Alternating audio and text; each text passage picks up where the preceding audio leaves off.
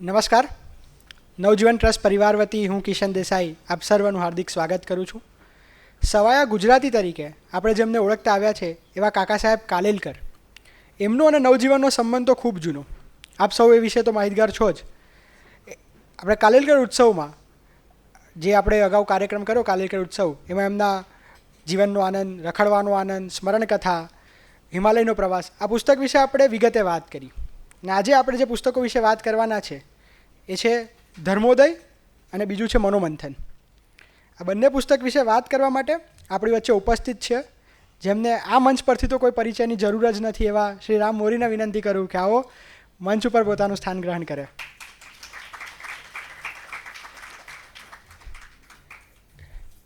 સ્મરણ કથા નામના પુસ્તકમાં કાકા સાહેબે એમના બાળપણના પ્રસંગો અને એમના અનુભવો વિશે માંડીને વાત કરી, પરંતુ એમના કિશોર કાળના અને કોલેજ કાળના અનુભવો અને એ સમયના એમના વિચારો વિશે આ બંને પુસ્તકમાં એમણે ખાસી વાતો કરી છે. આમ તો આ પુસ્તકો 7 દાયકા પહેલાં પ્રકાશિત થયા હતા અને આજે નવજીવન આને એક નવા સ્વરૂપે પ્રગટ કરી રહ્યું છે, ત્યારે એક આનંદની વાત તો છે જ. અને સાથે હું રામભાઈને કાયમ કહેતો હોઉં છું કે હું તમને એક આસ્વાદકની ભૂમિકામાં વધારે જોઉં છું. મને એ તમારી એ એક ભૂમિકા છે, બહુ જ ગમે છે. તમે એક સારા સ્ટોરી ટેલર છો. તો એવા સ્ટોરી ટેલરને વિનંતી કરું કે આવો આ બંને પુસ્તકો વિશે આપણને વાત કરે. આદરણીય રામ મોરી.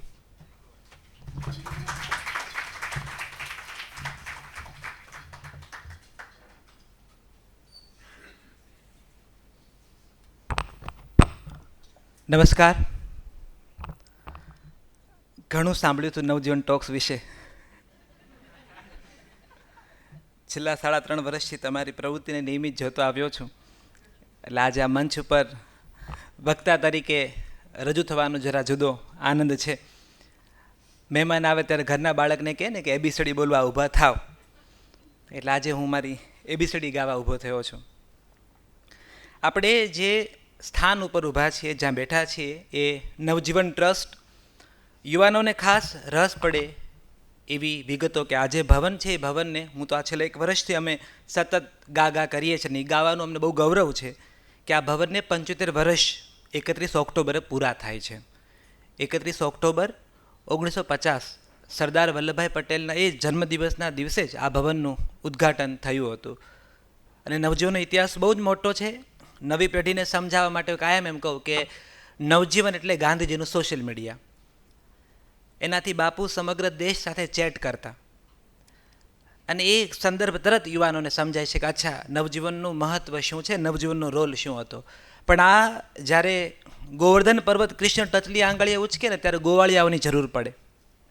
એ એટલા માટે કે કૃષ્ણ પણ કહે છે કે મારો આઈ કેપિટલ નથી, હું કરું એ ભાવ નથી, અને બધાને હરી જોડે છે. આ એક આખો હરિભાવની બહુ મોટી વૃત્તિ છે ને, એ સનાતન ધર્મમાં, હિન્દુ સંસ્કૃતિમાં બહુ મોટા પાયે રહી છે. એટલે એટલા માટે યજ્ઞ થાય ત્યારે તમે જોજો કે યજ્ઞમાં આહુતિ આપતી વખતે બીજા લોકો એ જમણા હાથને હાથ અડાડે છે.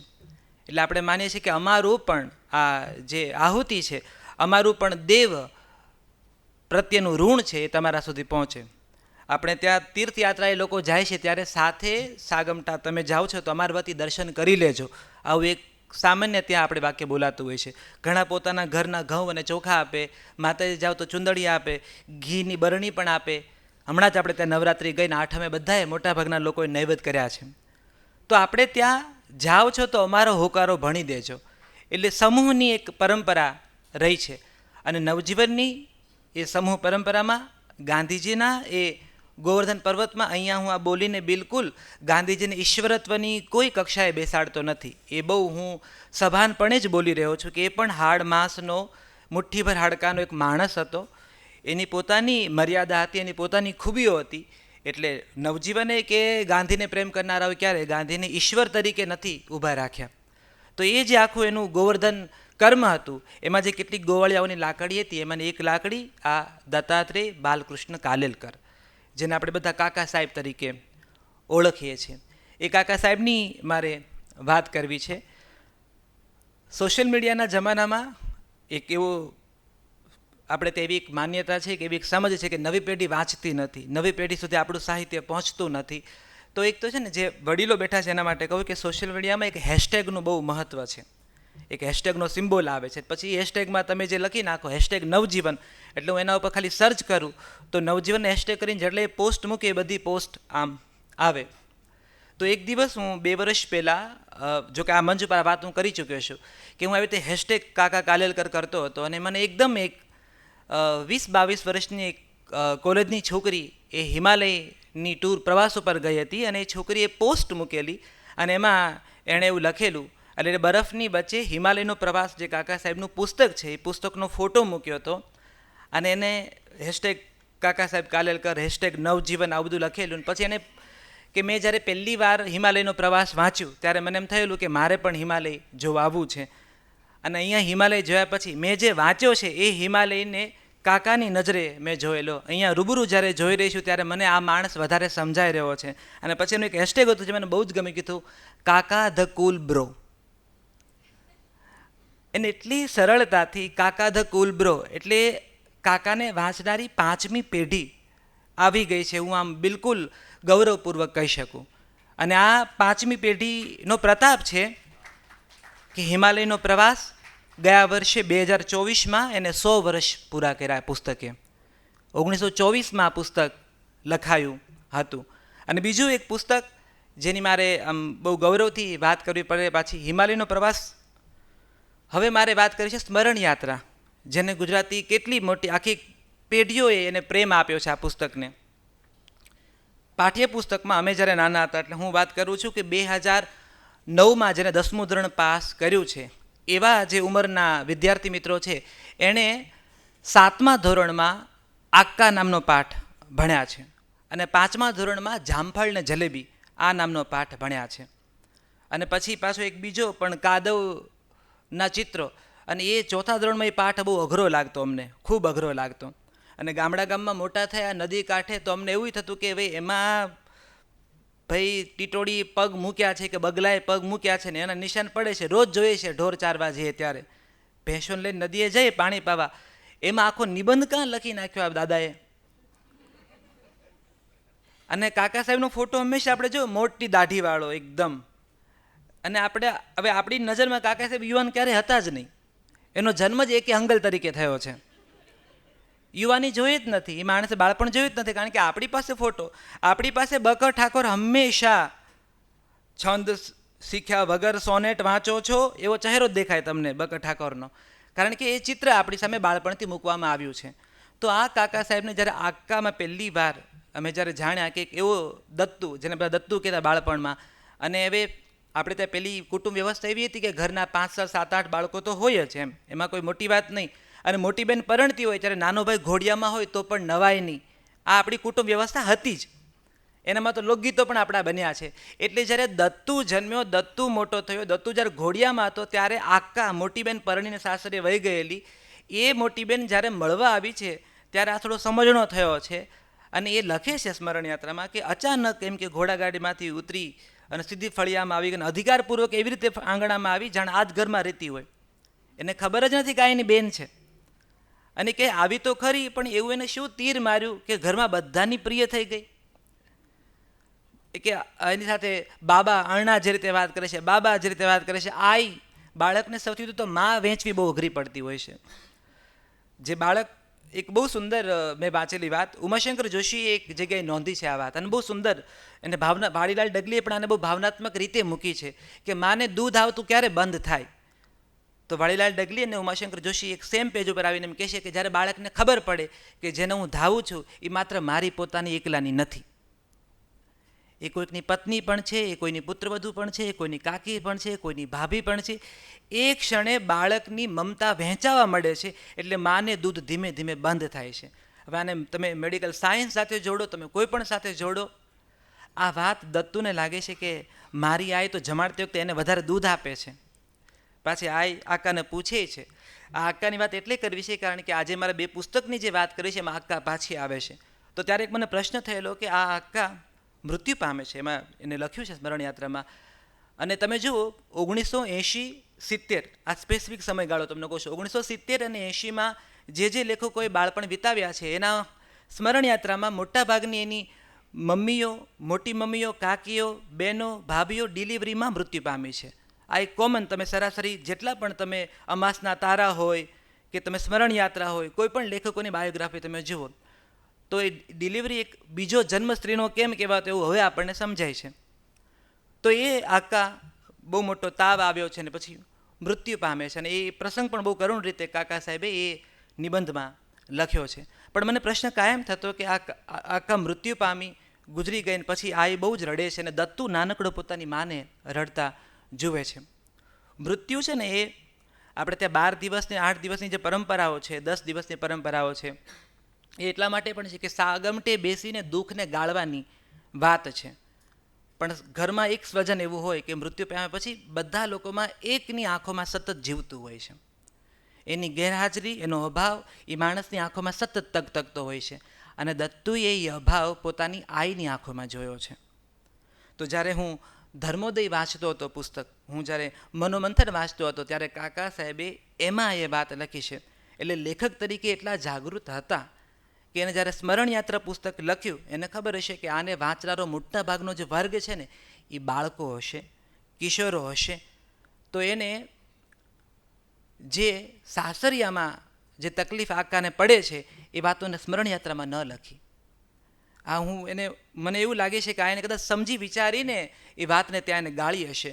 કદાચ વિસ્મયની આંખ જે છે હજી બાળકની, એ વિસ્મયની આંખમાં એને સમાજના આ જે ઉબડ-ખાબડ રસ્તાઓ છે એને નહોતા લખવા. એટલે જ્યારે કિશોરાવસ્થાના નિબંધો લખે છે ત્યારે એ લખે છે કે અમારા ઘરમાં આકા જે રીતે મોટી થઈ, આકાના સંસ્કારો જે રીતે ઉછર્યા છે, આકાનો સ્વભાવ જે પ્રકારનો હતો, એ રુજુ સ્વભાવને સન્માન એના સાસરિયામાં નહીં મળ્યું, અને હાલતા ચાલતા ડગલે ને પગલે આકાનું અપમાન થતું. એટલે કાકા સાહેબ લખે છે કે માણસ એકવાર અપમાન સહન કરે, 2 વાર સહન કરે, 3 વાર સહન કરે, પછી રોજની જ્યારે ઘટનાક્રમ બને ત્યારે માણસ ધીમે ધીમે અંદરથી મૃત્યુ પામવાનો પ્રારંભ થાય. મૃત્યુ એક સામટું નથી આવી જતું, એ ધીમે ધીમે આવે છે. મરવાની પ્રોસેસ બહુ લાંબી ચાલી જતી હોય છે. તો કાકા સાહેબ કહે છે કે વર્ષો પછી જ્યારે મારી આજે પણ આકાને યાદ કરે ત્યારે એમ કહે છે કે આકા સારા ઘરે ઠરી નહીં, અને છેલ્લે ઠરી તો ક્યાં ઠરી, તો કહે છે કે મસાણની રાખમાં ઠરી. તો એ મને થાય કે જે સ્મરણ યાત્રામાં જે પ્રશ્ન થયેલો બાળક મને, એનો જવાબ કાકાએ સીધો 1934માં જ્યારે એમણે આપણની વચ્ચે આ ધર્મોદય આપ્યું છે, કે જ્યારે 52માં એ ગાંધીજીની વાત લઈને આવ્યા છે ત્યારે ક્યાંક છોટી છોટી વાતો એણે લખી છે. એટલે બાળપણના કાકા સાહેબ આપણા સુધી પહોંચ્યા છે. જે જામફળને જલેબીમાં તો રમૂજ છે, કેવી રીતે જામફળ ખાય છે, અને ભોંદુ ને આ બધા ભાઈઓની વાતો તમને એવું જ લાગે કે તમે તમારા ભાઈઓને ભાંડાડવાની વાત સાંભળો છો. ખેર હવે તો વેકેશનમાં મોસાળમાં જવાની પરંપરા જ પૂરી થઈ ગઈ. હવે તો પહેલાં તો કમ્પલસરી ફરજિયાત જ હોય કે વેકેશન પડ્યું એટલે મામાના ઘરે ભાગ્યા, ફઈના ઘરે ભાગ્યા, માસીના ઘરે ભાગ્યા, અને તમારા સગાવાલા સાથે સારા સંબંધો નથી વેકેશનમાં જ ખબર પડી જાય. જેના બાળકો વેકેશનમાં ક્યાંય ન ગયા, ઘરમાં રહ્યા હોય, એને સમજી જાય કે આને ક્યાંય બનતું નથી, એટલે આની જોડે વાટકી વાર ન કરાય. તો છોકરાઓ તો વેકેશનમાં જાય, અને ભાણેજ જ્યારે થેલા ભરીને આવે મોસાળમાં કે ફઈના ઘરે કે માસીના ઘરે, ત્યારે એવું ન પૂછવામાં કે કેટલા દિવસ રોકાવાના છો. એ તો પ્રશ્ન જ નહોતો ક્યારેય. અભાવ તો કોઈને ખબર જ નહોતું, કારણ કે સ્વભાવમાં જ નહોતું. એક જ ઓંશરીએ ગોદડા પાથરીને સૂઈ રહે બધા, અને મામી હડફો ખોલીને ગોદડાઓ બહાર કાઢે.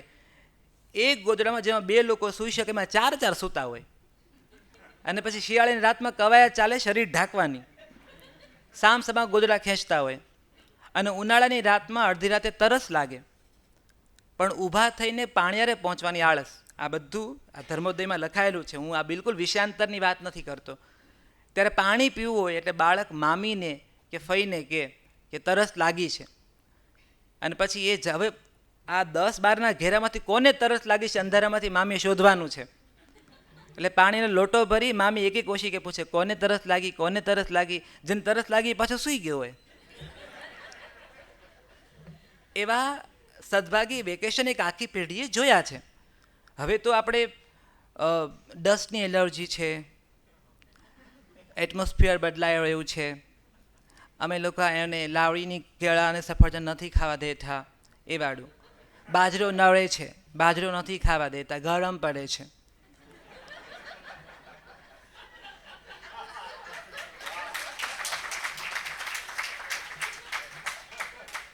પેલી નવી નવી માં બની હોય ને કે લાવ બેટા આપજો, તમે ગળેથી બરાબર પકડજો. અલા જેણે તેડીને 5 મોટા કર્યા છે એને જરા સાચવીને તમે જરા સેનિટાઈઝરથી હાથ જરા ક્લીન કરી નાખજો, કેમ કે નાનું બેબી હોય એ થોડું સોફ્ટ હોય, એને થોડું રોગ પ્રતિકારક શક્તિ ઠાઉન હોય.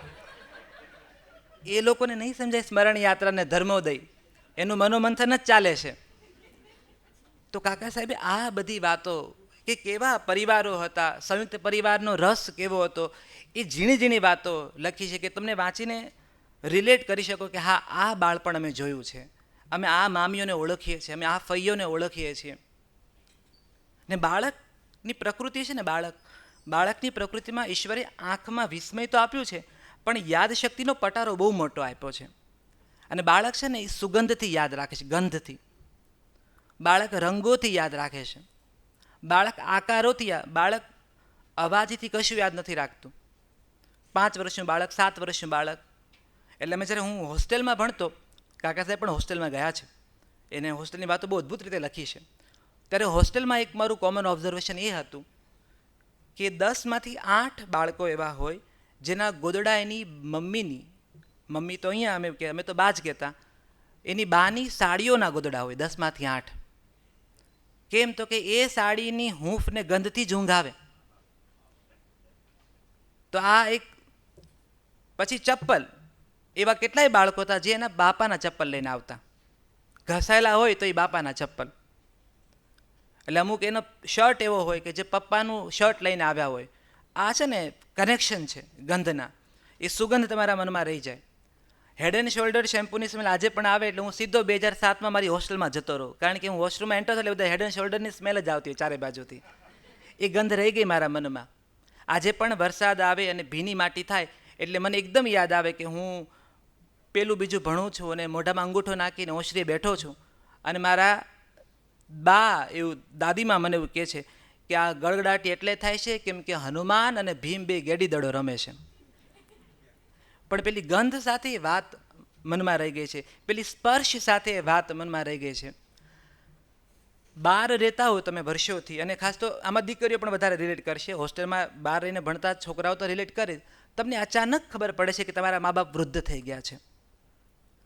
ટુકડે ટુકડે ખબર નથી પડતી ક્યારે. અચાનક તમે ઘરે ગયા છો ને તમે બા પાસે પાણી મંગાવ્યું છે અને લોટો આપતી બાનો હાથ ધ્રુજે છે, ત્યારે એ કારણે ખબર પડે છે કે હવે બા વૃદ્ધ થઈ છે. બાપા બેઠા છે અને પછી બહાર જવાનું છે એટલે અરીસામાં બાપા કાંસકો ફેરવે છે, પણ એ કાંસકામાં સફેદ વાળ તૂટેલા વધારે દેખાય, ત્યારે ખબર પડે છે કે અચ્છા હવે તો બાપુ પણ વૃદ્ધ થયા છે. આ અચાનક પ્રવેશતું વૃદ્ધત્વ છે એ કાકા સાહેબે નોંધ્યું છે કે કેવી રીતે તમારી જાણ બહાર વૃદ્ધત્વ તમારા ઘરમાં પ્રવેશી જાય છે. તમારા હાથની વાત નથી, તમે એને કંટ્રોલ નથી કરી શકવાના, પણ અફસોસ એ થાય છે કે જ્યાં સુધી હું હતો ત્યાં સુધી એ ઉર્જા બરકરાર હતી, મારા સેજ જવાથી અહીંયા બધું જ બદલાઈ ગયું છે. એ વાતો સ્મરણ યાત્રામાં એમને લખી છે.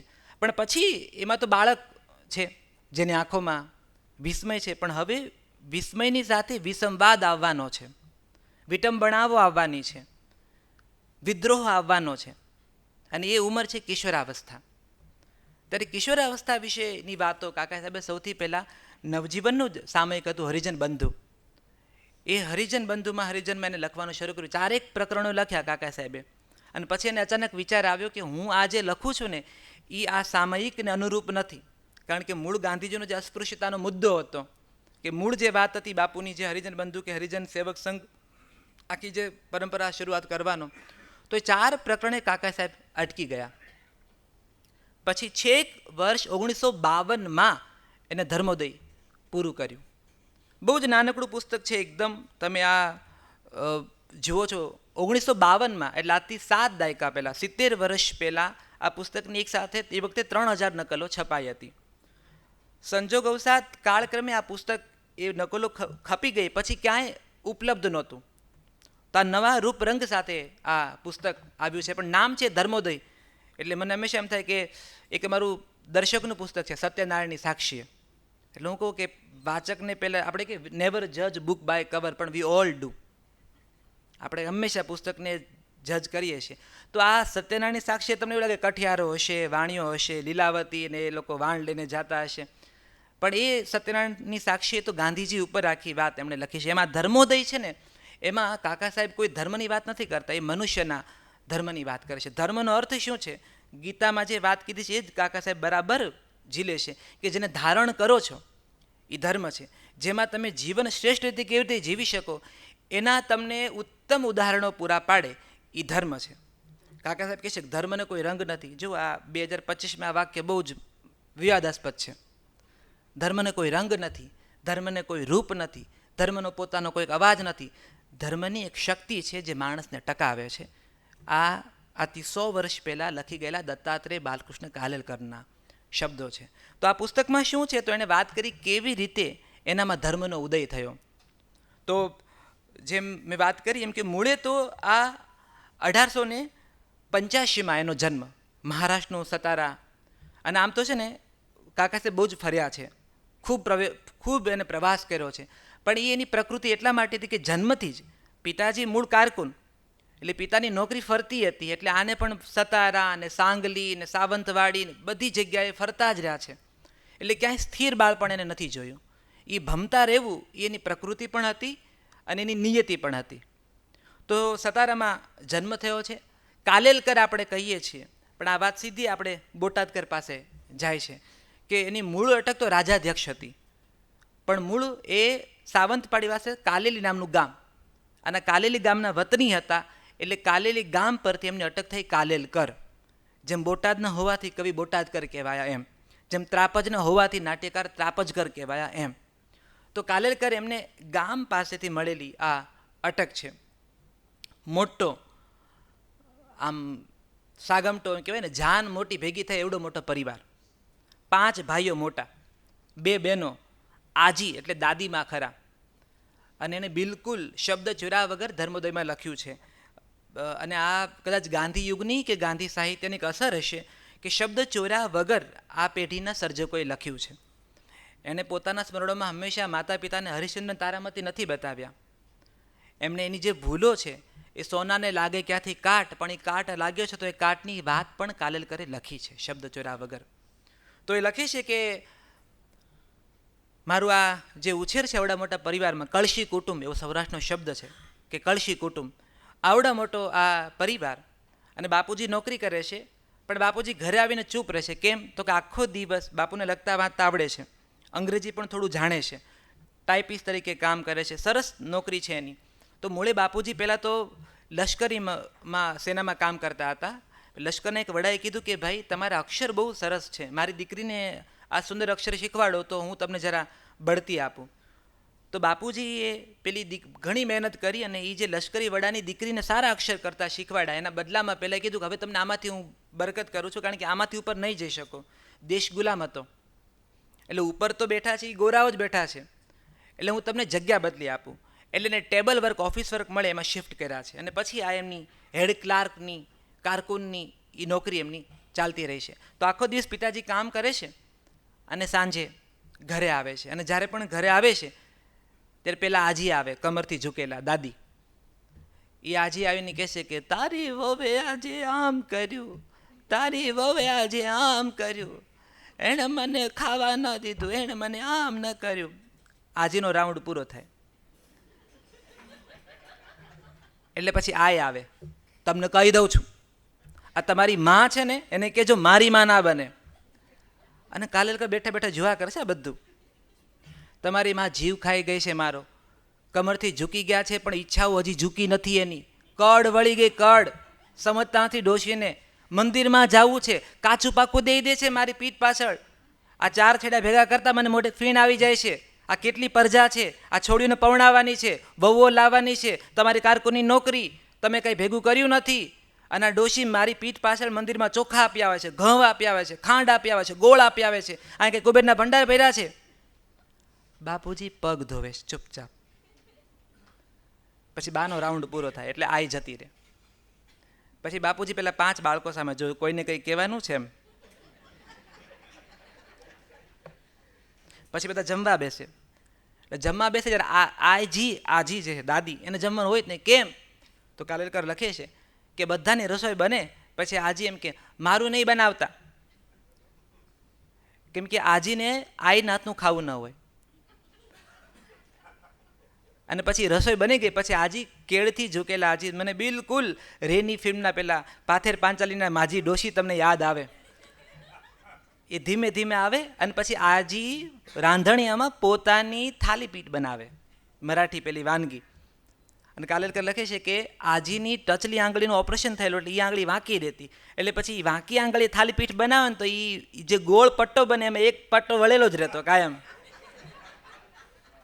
આ નિરૂપણ એકદમ આવું ઝીણું કે એ થાલીપીઠ અને ખબર પડી જાય કે આ આજીની થાલીપીઠ છે. કેમ તો કે એની ટચલી આંગળી વળેલી છે.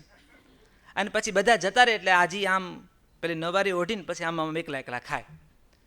અને એ પોતાની થાલીપીઠ માટે અલગ, પોતાના માટે અલગથી માલપુઆ બનાવશે, અલગ બનાવશે, એકલા ખાશે.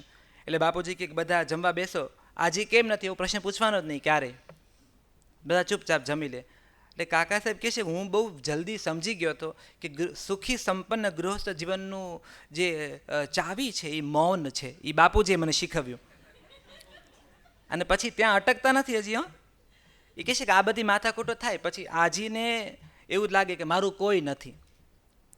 એટલે આજી શું કરે, દેવદેરા, અને આ તો બધી પરંપરાગત મરાઠી પરિવાર એટલે દેવદેરા કે માય નહીં. મને લાગે સલીમ જાવેદે આ પુસ્તક વાંચી લીધેલું છે. એનું કારણ તમને કહું, શોલે લખતા પહેલાં આ એને વાંચેલું છે. સલીમ જાવેદને ગુજરાતી આવડતું હોવું જોઈએ. દેવદેરા છે અને આજી રડે એને દુનિયા નિર્થક લાગે, એમ કે કોઈ છે જ નહીં મારું.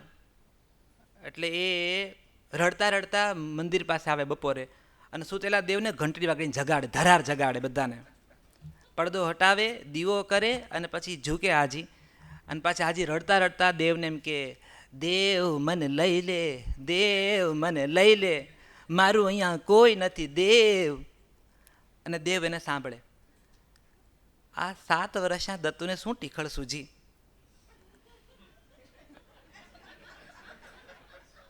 એણે મંદિરની પાછળ બેસી ગયો, ગોઠવાઈ ગયો.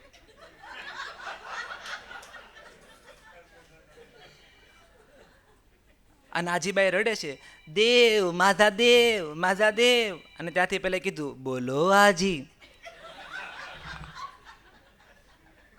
આજીને થયું કે મારા સમસ્ત સમૂળગા પુણ્ય ફળ્યા, માધા દેવ રૂઠ્યા નાઈ.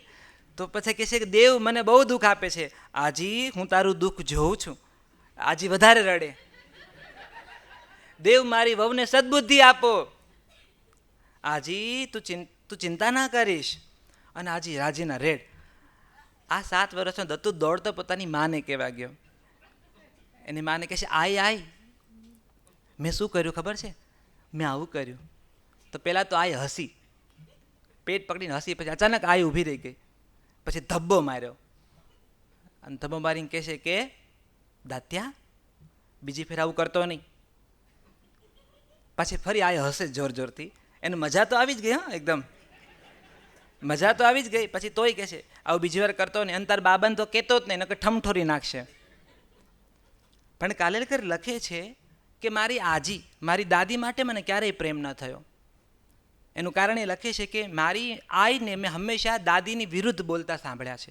હું જે કહું છું ને કે બાળક કેટલું સાંભળતો હોય છે તમને, કે મારી દાદી માટે મને ક્યારેય પ્રેમ ન આવ્યો. મને એમ થતું મારી આજી છે ને એ લલિતા પવાર છે એમ. મારી આજી એ વિલન છે. એનો જન્મ તે ઇન્ડિયન સિનેમામાં પેલી વેમ્પ બનવા માટે થયો છે. કારણ કે મારી આઈએ મને એ દુઃખો જ કીધા છે.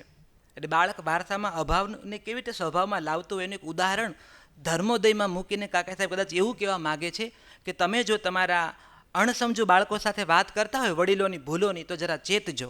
એવું ધર્મોદયમાં કાકા સાહેબ કહેવા માગે છે. આ લખવાનું મૂળ કારણ એનું એ છે કે મારી આજી માટે મને ક્યારેય પ્રેમ ન થયો. આ આજી એને વાર્તાઓ કહે છે પાછા. આ આજીના ખોળામાં બેસે છે અને આજી કોઈને થાલીપીઠ નથી આપતા, દત્તુને આપે છે પાછા. આજી માજી આજી એમ કરતો કરતો દત્તુ આવી જાય તો આજી એને પાછું એક થાલીપીઠનું બટકું ભરાવે છે. એ આજી સાથે પાછું મંદિરે જાય અને મંદિરે જુએ છે કે બધી ગામની સ્ત્રીઓ શંકર ભગવાનને પૂજી રહી છે. તો એને પહેલી વાર કે મારા માટે શંકર એટલે શું? ધર્મોદયનો શિવ. જુઓ આપણા ગામડાના હનુમાન દાદા એ હડમાન દાદા હતા ગામડાના. એ મહાદેવની મહાદેવ છે. આ આખી જુદી છે. એ વ્યાસ અને વેદવ્યાસ અને વિશ્વામિત્ર અને વાલ્મીકી ને એનાથી બહુ ઊંચા છે આ બધી માળીઓના ગણિત. આ માળીઓની કથાઓ. તો આજી કહે છે કે લાલ લાલ જટા છે મહાદેવની, અને એટલો ભોળો છે, એટલો ભોળો છે, બધાને બધું દય જ દે છે. આજી કહે છે, અને એટલો ભોળો છે ને એટલે તે પાર્વતીને ગમી ગયા. તો કે એવો રૂપરૂપનો અંબાર, રૂપરૂપનો ભંડાર, એવું લખ્યું છે, રૂપરૂપનો ભંડાર એવી પાર્વતી એની પાછળ પાછળ ફરે. અને પછી મહાદેવ માની ગયા અને કે એ બે હિમાલયમાં રહે છે. અને કે બધાનું પછી કે બ્રહ્મા જેવો નથી, કે બધું આ બ્રહ્મા જેવો નથી અને વિષ્ણુ જેવો ચતુરેય નથી, પણ મહાદેવ તો મારો બહુ ભળ્યો છે.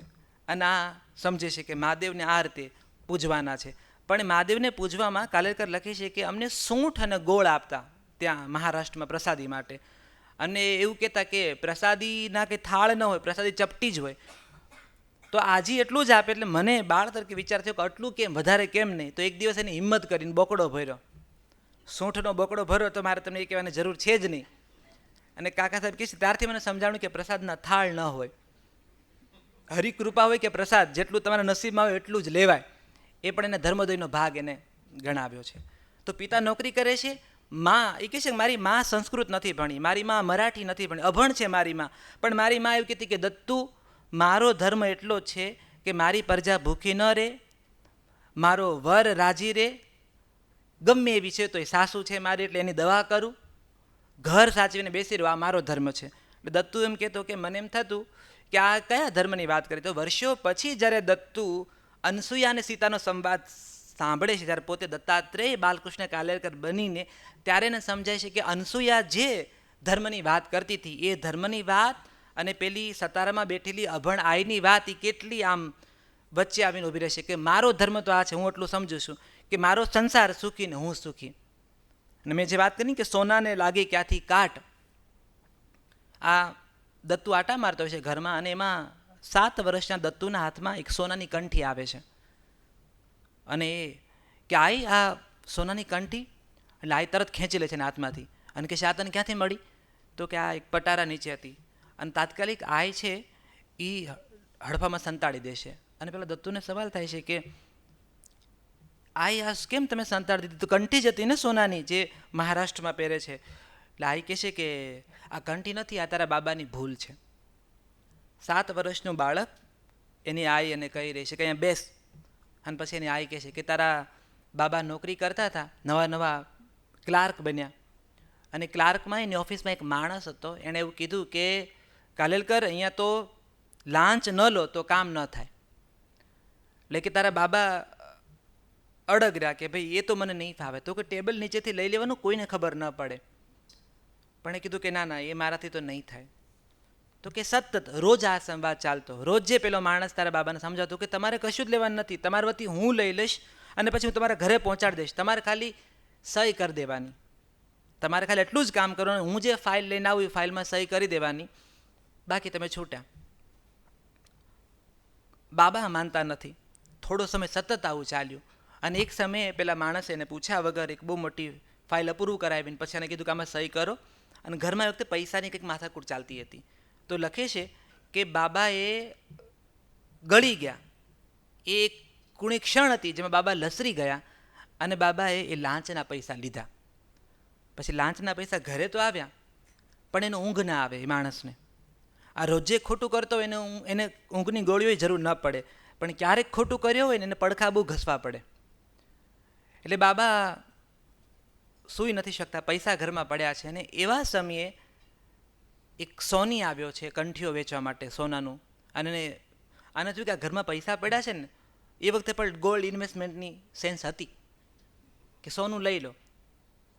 એણે કીધું કે આ એક સાંકળા આપું છું ને, કડલા આપું છું ને, બુટી આપું છું ને. એને સાંકળી આ લીધી. અને પેલા એ કીધું કે તમે કેટલો ભાવ લો છો? તો બજારના સોના કરતાં કંઈક એને 10 રૂપિયા ઓછા પેલા એ કીધા. એટલે આના કાન ચમકે કે આટલું સસ્તું કેમ? તો પહેલાં કીધું મારે તો હું મોટા ભાવ સાથે લઉં છું ને, જથ્થાબંધ લઉં છું ને પછી વેચું છું. લોભે લક્ષ્મી જાય જે કહેવત છે. કે બાબાને થયું કે જો આટલા ઓલામાં સોનું મળી જતું હોય, 5 બાળકો છે, 2 દીકરીઓ છે, એટલે વિચારે છે કે આ ક્યાંક કામ લાગશે. કારણ કે મહારાષ્ટ્રમાં પણ વહુને સોનું ચડાવવાનો રિવાજ બહુ મોટો છે. એટલે એણે પેલી કંઠી ખરીદી લીધી. આ પૈસા તો લાંચના આપ્યા જ, પણ પોતાની બચતના પૈસા એને કાઢવા પડ્યા. એ બચતના પૈસા જોડી, લાંચના પૈસા જોડી આપી પેલી કંઠી લઈ લીધી. થોડા દિવસ પછી ઘરનો સોની પોતે આવ્યો. તો પહેલાં રિવાજ એવો હતો કે તમારો પોતાનો જે સોની જેની પાસે તમે લેતા હો એ દર 6 મહિને આવી રીતે ગામો ગામ આટો મારવા આવે અને લોકો એની પાસે પોતાનું સોનું ધોવડાવે, ચેક કરાવડાવે, કંઈ નવું લેવું હોય તો ખરીદે. આ બધી તો સોની આવી રીતે આટો મારવા આવ્યો ઘરનો. ત્યારે બાબાએ કીધું કે આ એક કંઠી જરા જોઈ લો ને. પેલા સોનીએ પાણીમાં પલાળીને જોઈને કીધું કે આ તો તાંબુ છે, આ સાચું સોનું નથી, આ તો તમને કોઈક રમાડી ગયા. અને બાબા બેસી પડ્યા આઈની સામે અને બાબા કહે છે કે આ હરામના પૈસા હતા ને એટલે મારા હકના પૈસા પણ ગયા. અને પછી કહે છે આઈ કહે છે હું એને ફેંકી જ જો. હવે જે કાકા સાહેબ કહેવા માગે છે ને બિટવીન ધ લાઇન્સ, એ સાંકળી એ વખતે પણ આઈ ફેંકી શક્યા હોત, પણ એને ન ફેંકી, એને ઘરમાં સાચવી રાખી. એટલા માટે કે વારે તહેવારે જ્યારે પણ કશુંક લેવાની વાત આવશે અને એના ઘરના જે સોનાની વચ્ચે આ ખોટી સાંકળી રહેશે તો એમાં જે સમયાંતરે પેલા ડાઘા પડે છે કાળા, એ સમજાય કે આ આપણે કુળ પરંપરાને મળેલા ચારિત્રના ડાઘાઓ છે. એટલે ઘરમાં એક ખોટી સાંકળી આઈએ આજીવન સાચવી રાખી, જેથી બાબાને ને આઈને બેને યાદ આવે કે આપણે આ ખોટું કર્યું છે. આ કાકા સાહેબનો 7 વર્ષના દત્તુની અંદર થયેલું ધર્મોદય છે. અને એ વાત એણે ઝીલી છે. અને કહે છે કે ગંગા એટલે શું મારા મનમાં? તો કે એક દિવસ હું બાબુ સાથે બેઠો છું, 10 વર્ષની મારી ઉંમર, અને સાધુ આવ્યો અને બાબાએ કીધું કે ભિક્ષા માટે શું તમને આપું, કે સીધું સાધું. પહેલાં એ કશું કીધું, બાબાને બેસાડ્યા, અને પછી કે એની પાસે એક પાત્ર હતું, થેલામાંથી કાઢ્યું કમંડળ જેવું, એ બાબાના કપાળે અડાડ્યું, શીશીમાંથી પાણી કાઢી બાબાને આમ છાંટ્યું. પછી બાબાએ મને બોલાવ્યો, મને ખોળામાં બેસાડ્યો, મારી ઉપર પણ એની એ પાત્ર મને સ્પર્શ કરાવડાવ્યું. તો મેં બાબાને પૂછ્યું કે આ શું છે? તો બાબાએ કીધું કે આ ગંગા છે. તો મને 10 વર્ષની ઉંમરે થયું કે ગંગા એટલે શું, એવું તે શું છે ગંગામાં? એટલે ગયો ક્યાં? પેલો આજી પાસે. આજી ગંગા શું છે? એટલે આજી કહે છે એ તો સ્વર્ગમાં રહે છે, બ્રહ્માના કમંડળમાંથી નીકળી મહાદેવની જટામાં આવી છે, ધરતી ઉપર આવી છે. ગંગા એક એવું પાણી છે જેમાં જંતુ બનતા નથી. મહારાષ્ટ્રની સતારાની એક વાંકલ ડોશી આ કહી રહી છે કે એમાં કોઈ બેક્ટેરિયા નથી, એવું એ ડોશી કહી રહી છે કે એમાં કોઈ જંતુ નથી. અને આ તો છે ને જ્યાં સંગમ થાય એ પહેલાંની નદીનું પાણી છે, એટલે આ બહુ જ પવિત્ર કહેવાય. તો આણે એવું કીધું નાનકડા દત્તુએ કે આજી હું મોટો થઈશ ને ત્યારે હું કાશીએ જઈશ અને હું ગંગાજળ લઈને આવીશ. બસ એની એ વાત ઉપર આજીએ 3 વાર નજર ઉતારી એની. એને એવું કીધું કે કાશી જવાનો સંકલ્પ લો તમે, ત્યાં જ તમે પવિત્ર થઈ ગયા.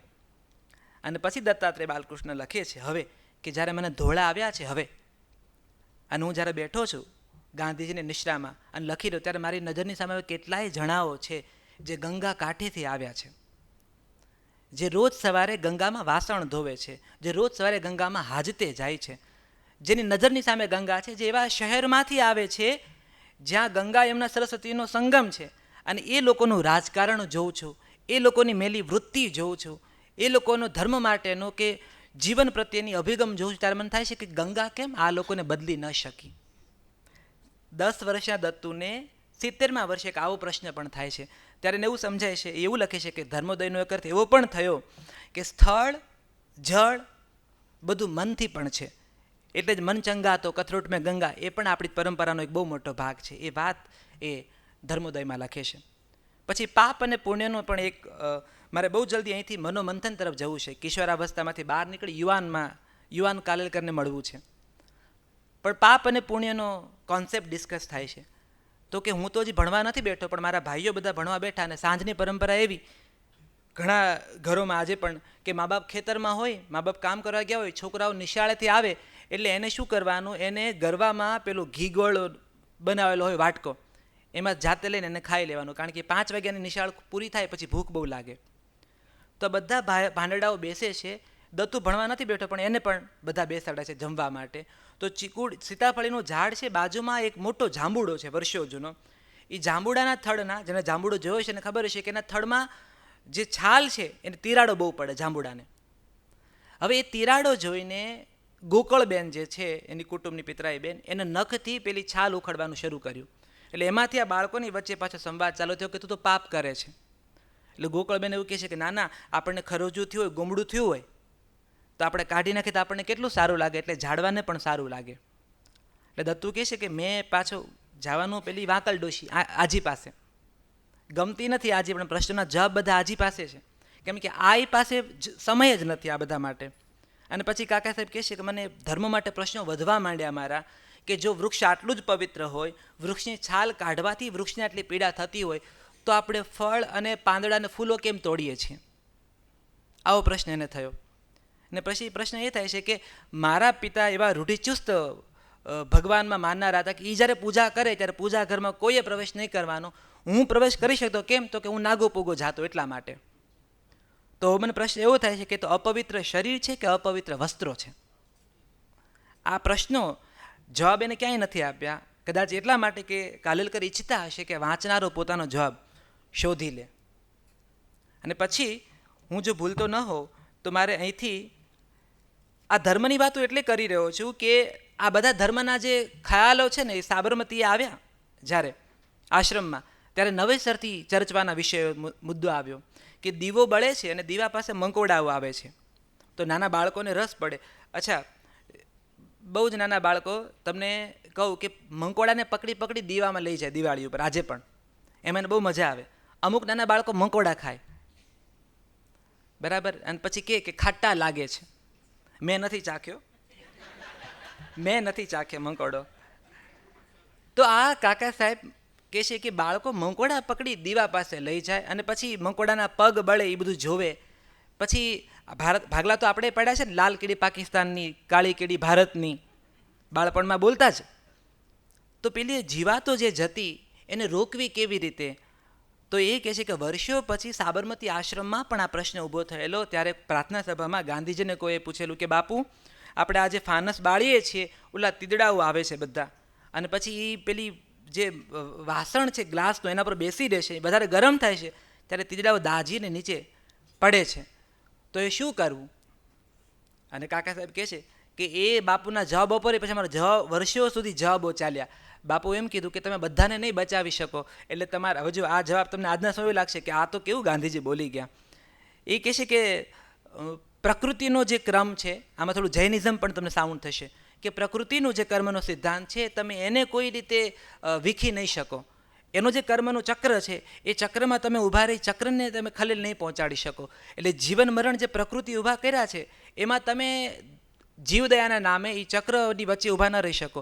એટલે તમે ફાનસ બંધ કરી દો, પણ એ ટીડાને ખાવાથી ગરોળીને તમે ન રોકી શકો. એ ગરોળીનું કર્મ છે કે એને ટીરડાને ખાવાનું છે, તો જ એનું પેટ ભરશે, અને તો એ ગર્ભવતી ગરોળી પોતાના પેટમાં જે બચ્ચા છે એને પોષણ આપશે. એટલે જીવદયાના નામે તમે ગરોળીને મારશો તો તમે કંઈ ભગવાનને વાલા નથી થઈ રહ્યા. પછી પાછા કિશોરલાલ મશરૂવાળા એના ઉપર નવું તારણ આપ્યું કે આમાં તો કહે ને કે બાપુ શું કહેવા માગે છે, ઘણીવાર બાપુને ખબર ના હોય તો અનેક અર્થો નીકળતા હોય. એટલે કિશોરલાલ મશરૂવાળાએ એવું કહ્યું કે તમારા પાલતુ જે પ્રાણીઓ છે, તમે જે પ્રાણીઓની જવાબદારી લીધી છે એના હાથે કોઈ અધર્મ ના થાય કે એના થકી કોઈ કુકર્મ ના થાય, એ જવાબદારી તમારી. એટલે કાકા સાહેબ લખે છે કે મને સમજાય છે કે આટલા વર્ષો પછી ત્યાંના જવાબો હજુ તરે જ છે, પાપ અને પુણ્યના જવાબો હજુ સુધી મળ્યા નથી. પણ એ કાલેલકર 1922માં નવજીવનમાં જોડાય છે, અને આપણે આ 1925 એટલે અત્યારે 2025માં ઊભા છીએ. એને ઓતરાથી દિવાલો નામનું પુસ્તક 1925માં લખ્યું. એટલે હિમાલયના પ્રવાસને 101 વર્ષ થયા, તો ઓતરાથી દિવાલો જે પુસ્તક છે એને 100 વર્ષ થયા. હવે અહીંયા સાબરમતી સેન્ટ્રલ જેલ છે, અને એ જેલમાં કાલેલકર પોતે કેદ હતા. એમાં એ પુસ્તકની પ્રસ્તાવનામાં એણે લખ્યું છે કે ગાંધીજીએ એવું કહ્યું સાબરમતી આશ્રમમાં બેઠા બેઠા કે સત્યાગ્રહીઓ પાસે 2 રસ્તા છે, એક બાજુ દુધેશ્વરનું સ્મશાન છે અને એક બાજુ સાબરમતી સેન્ટ્રલ જેલ છે, ત્રીજી જગ્યા કોઈ છે નહીં. એટલે તમે જોડાઓ જ્યારે આંદોલનમાં ત્યારે સમજી વિચારીને જોડાજો. તો કાકા સાહેબ કહેશે કે દુધેશ્વર જવાની ઈચ્છા હતી નહીં, એટલે આપણે સાબરમતી તરફ પ્રયાણ કર્યું. અને સાબરમતી સેન્ટ્રલ જેલમાં જ્યાં એ ગયા, સદનસીબે મને એ ખોલી જોવાનો મોકો મળ્યો. હું જેલની વિઝિટે ગયેલો જેલમાં, અને હાલે હું જેલમાં ગયેલો એના કેટલાય અર્થ નીકળે.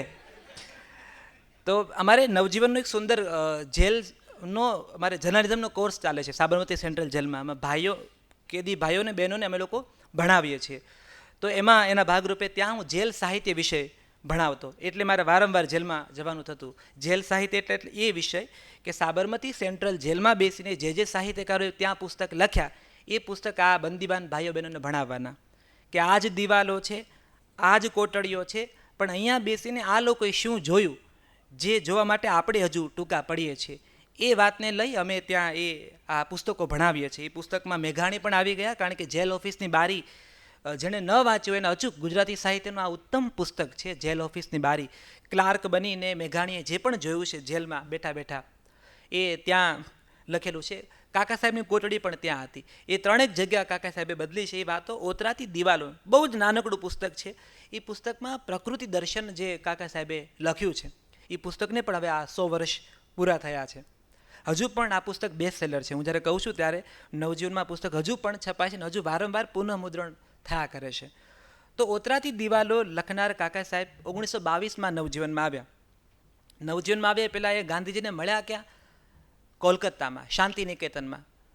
1915માં જ્યારે ગાંધીજી ભારત આવ્યા છે દક્ષિણ આફ્રિકાનો સત્યાગ્રહ પૂરો કરીને, અને પછી હવે એમને આશ્રમની સ્થાપના કરવી છે.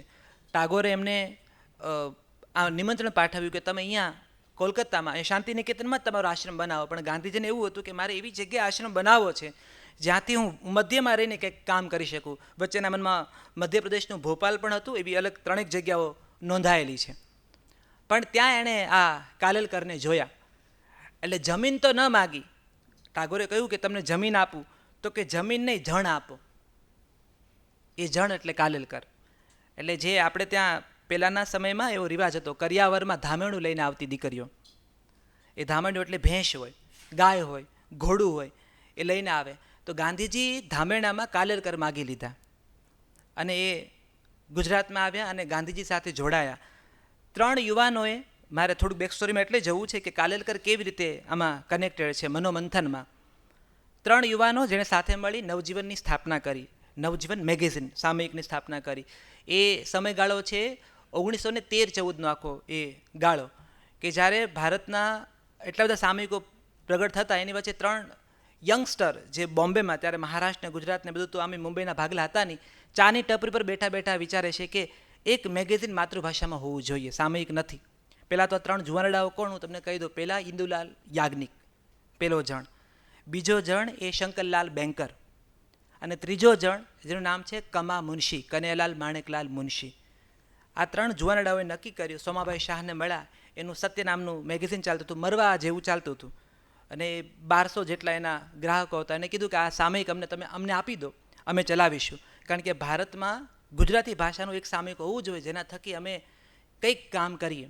આ એ વખતનું એ લોકોના લોહીમાં રંગ દે બસંતી હતું. દરેક પેઢીનું પોતાનું એક રંગ દે બસંતી હોય છે કે દુનિયા બદલી નાખીએ. તો આ 3 જુવાનડાઓએ મેગેઝિન ચાલુ તો કરી, પણ નામ સત્ય છે એ તો હવે રાખવું પડશે, કારણ કે બ્રાન્ડ નામ છે. પેલા 1200 લોકો તો એને ઓળખે છે. રસપ્રદ વાત છે કે એમાંથી જે શંકરલાલ બેન્કર છે એ ઇટાલિયન કવિ દાંતેના બહુ મોટા ચાહક હતા. અને દાંતેની એક કવિતા છે વિટા નોવા. વિટા નોવાનું નામ થાય છે, અર્થ થાય છે નવું જીવન. એ દાંતેની કવિતા પરથી નામ રાખ્યું નવજીવન. એટલે એક ઇટાલિયન કવિ જવાબદાર છે નવજીવન શબ્દ માટે. તો દાંતીની એ કવિતા પરથી એને નામ રાખ્યું નવજીવન. અને સત્ય, કારણ કે સત્ય નામ તો રાખવું પડે એમ હતું. ચાલુ તો કર્યું, પણ આરંભે શુરા, ચાલે નહીં સરખું, અંક આવે નહીં. અને એ વખતના વાચકો આજના વાચકો જેવા નહોતા. ટ્વીટ કરીને છૂટી ન જતા. હવે તો ખેર ટ્વીટ પણ નથી કરતા. સામો ગરમ ગરમ કાગળ લખતા, નિયમિત મળતું નથી તમારું સામયિક, અમે લવાજમ ભર્યું છે, કેમ આટલી ઉતરતી કક્ષાનું આપો છો, અમને અમારા પૈસા પાછા આપો. આ 3 જુવાનડાઓ મૂંઝાણા કે આપણને એક નાયકની જરૂર છે જે અનુભવી હોય અને જે આ સામયિકને ચલાવી શકે. 15નો ગાળો, ગાંધીજીનું દક્ષિણ આફ્રિકાથી ભારતમાં આવવું, અને ગોખલે એમના રાજકીય ગુરુ. ગાંધીજીએ નોંધ્યું છે આત્મકથામાં, અમારે આ મંચ પરથી ખાસ કહેવું છે કે ગાંધીજી માત્ર ને માત્ર ગોખલેને પોતાના ગુરુ માને છે. આત્મકથાને ફરી ફરીને તમે જોયો, બીજા કોઈ પણને ગાંધીજી પોતાના ગુરુ નથી માન્યા. કોઈ પણને, હું પણ શબ્દને પણ હાઇલાઇટમાં કહું છું. કેમ કે લખ્યું છે કે ગોખલે મારા રાજકીય ગુરુ છે. તો એમાં ગોખલેએ કહ્યું કે તારે ભારત માટે કશું કરવું છે તો તું પહેલાં ભાઈ ભારત જોઈ લે, એની જે સ્થિતિ છે એને તું સમજી લે. એ વખતના મોહનદાસ કરમચંદ ગાંધી, બાપુ નથી હજુ, એ ટ્રેનમાં, રેલવેમાં એને આખું ભારત જોયું છે. આ 3 જુવાનડાઓ, આ બધું તમને એકદમ એક ફિલ્મના સ્ક્રીન પ્લે જેવું લાગે છે કે આ બાજુ આ લોકોને એક માણસ જોઈએ છે જે સામયિક ચલાવે, આ બાજુ એણે ભારત જોઈ લીધું છે. ગાંધીજીએ દક્ષિણ આફ્રિકામાં ઇન્ડિયન ઓપિનિયન નામનું મેગેઝિન ચલાવેલું, અને એ સામયિકનો પાવર એને બિલકુલ ખબર હતી. એટલે ભારતીયોનું પણ પોતાનું એક મંતવ્ય હોઈ શકે એવું દક્ષિણ આફ્રિકામાં એને સ્થાપિત કર્યું હતું. એટલે સામયિક એને જોઈતું હતું, આ 3 જુવાનડાઓ એને મળે છે કે બાપુ તમે ભાઈ ગાંધીજી આપ આ મેગેઝિન સંભાળો. આમને 3 શરતો મૂકી. હું કાયમ કહું છું મેનેજમેન્ટના વિદ્યાર્થીઓને માટે બહુ રસપ્રદ વિષય છે ગાંધીજી અને એમનું આ નવજીવન. 3 શરતો એમણે મૂકી છે. કાલેલકરના પ્રવેશ માટેની જગ્યા અહીંયા ખુલે છે. 3 શરત. પહેલી શરત છે કે આને તમે વીકલી કરી નાખો. એટલે પેલા 3 ઊભા થઈ ગયા. અમને 3 મહિનામાં 1 મહિનામાં ફીણ આવી જાય છે, આમને વીકલી કરવું છે? કંઈ વાંધો નહીં, ભલે ભાઈ, એ આપણે જેમ થોડુંક જુસ્સામાં, ભલે વાંધો નહીં ભાઈ, વીકલી કરીએ. બીજું, સત્ય નામમાં નહીં કામમાં હોવું જોઈએ. એટલે સત્ય કાઢો, માત્ર નવજીવન નામ રાખો. મંજૂર.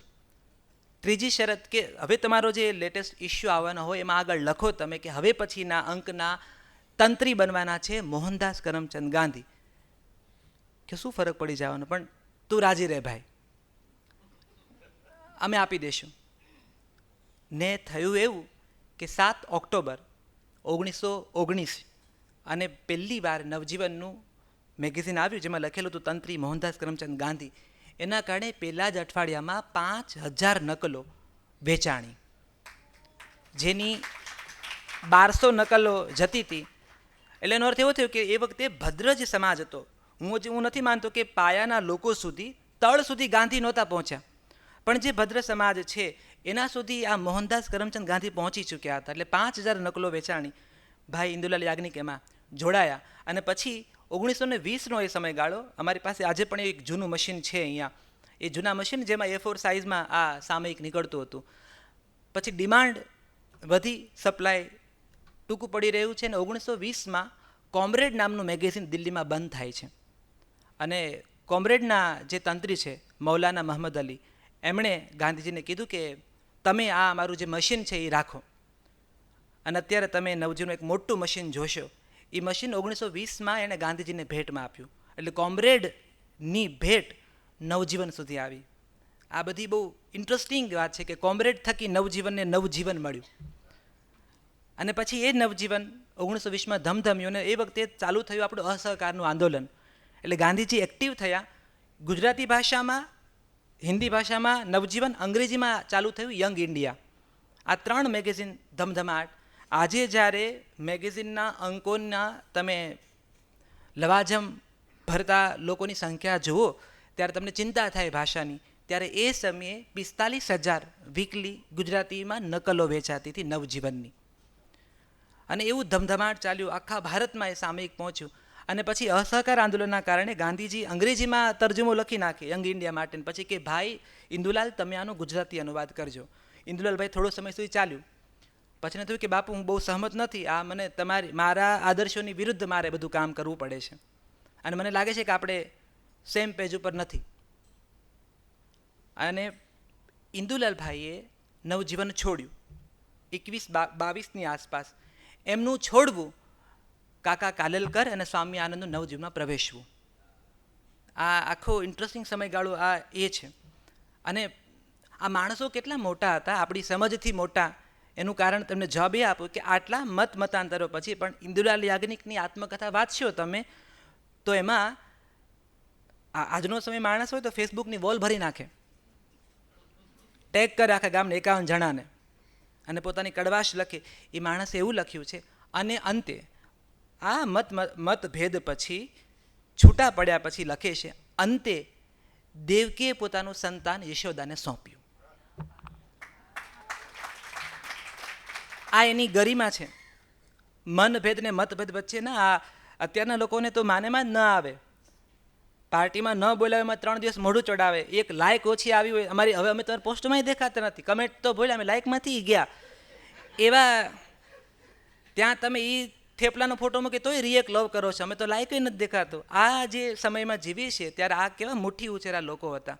ને કાકા કાલેલકર ને સ્વામી આનંદના હાથમાં ધુરાવી. આ 2 જોગી માણસો, સ્વામી આનંદ અને કાકા કાલેલકર, 2 જોગી માણસો. મને બહુ કહેતા ગૌરવ થાય કે આ ધરતી ઉપર આ જગ્યામાં એ લોકો નોકરી કરતા. એમની પગાર સ્લીપો બોલે છે કાકા કાલેલકર ને સ્વામી આનંદની. એ લોકો આ મેગેઝિનને મોટું કરવા માટેની વાતો કરતા, પ્લાન બનાવતા કે આ સામયિકને કેવી રીતે મોટું કરી શકાય, દરેક ઉંમરના લોકો સુધી નવજીવન કેવી રીતે પહોંચે. એની વચ્ચે કાકા સાહેબને હિન્દી ભાષાની પણ ચિંતા થઈ છે. આ સમય છે 1922નો, અને એને એ વખતે એને કદાચ ખબર પડી ગઈ હશે કે આગળ જતાં ભાષાના બહુ બધા મોટા મોટા પોલિટિક્સ આવવાના છે. એટલે 1922માં એને ભાષાની ચિંતાઓ થાય છે, અને પછી એને એ પ્રકારના ભાષાના લેખો ચાલુ કર્યા. અલગથી એને આખું રાષ્ટ્રવ્યાપી ભાષા શુદ્ધિનું, ભાષા પ્રેમનું સામયિક ચાલુ કર્યું છે.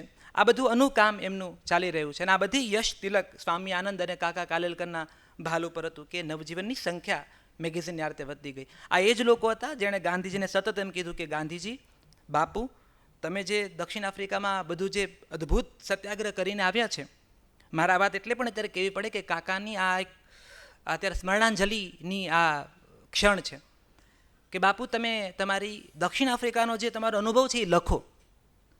અને ગાંધીજી તૈયાર નથી થયા કે થઈ ગયું બધું એમ. તો કે પણ બાપુ, એ તો આ બધા ભદ્ર વર્ગને જ ખબર છે, તળના લોકોને ક્યારે ખબર પડશે કે તમે આફ્રિકામાં શું કર્યું? અને જેણે દક્ષિણ આફ્રિકાનો સત્યાગ્રહનો ઇતિહાસ પુસ્તક વાંચ્યું હોય એમને સમજાશે કે ભારતની આઝાદી બહુ સરળ હતી. ભારતમાં લડવું ગાંધીજી માટે જરાય કઠિન નહોતું. દક્ષિણ આફ્રિકા તો એક એવો ખંડ હતો જ્યાં લોકો પણ તમારા નથી, ભાષા પણ તમારી નથી, જગ્યા પણ તમારી નથી, અને જેના માટે લડો છો એ લોકોને તો ખબર જ નથી કે તમે એના અધિકાર માટે લડો છો.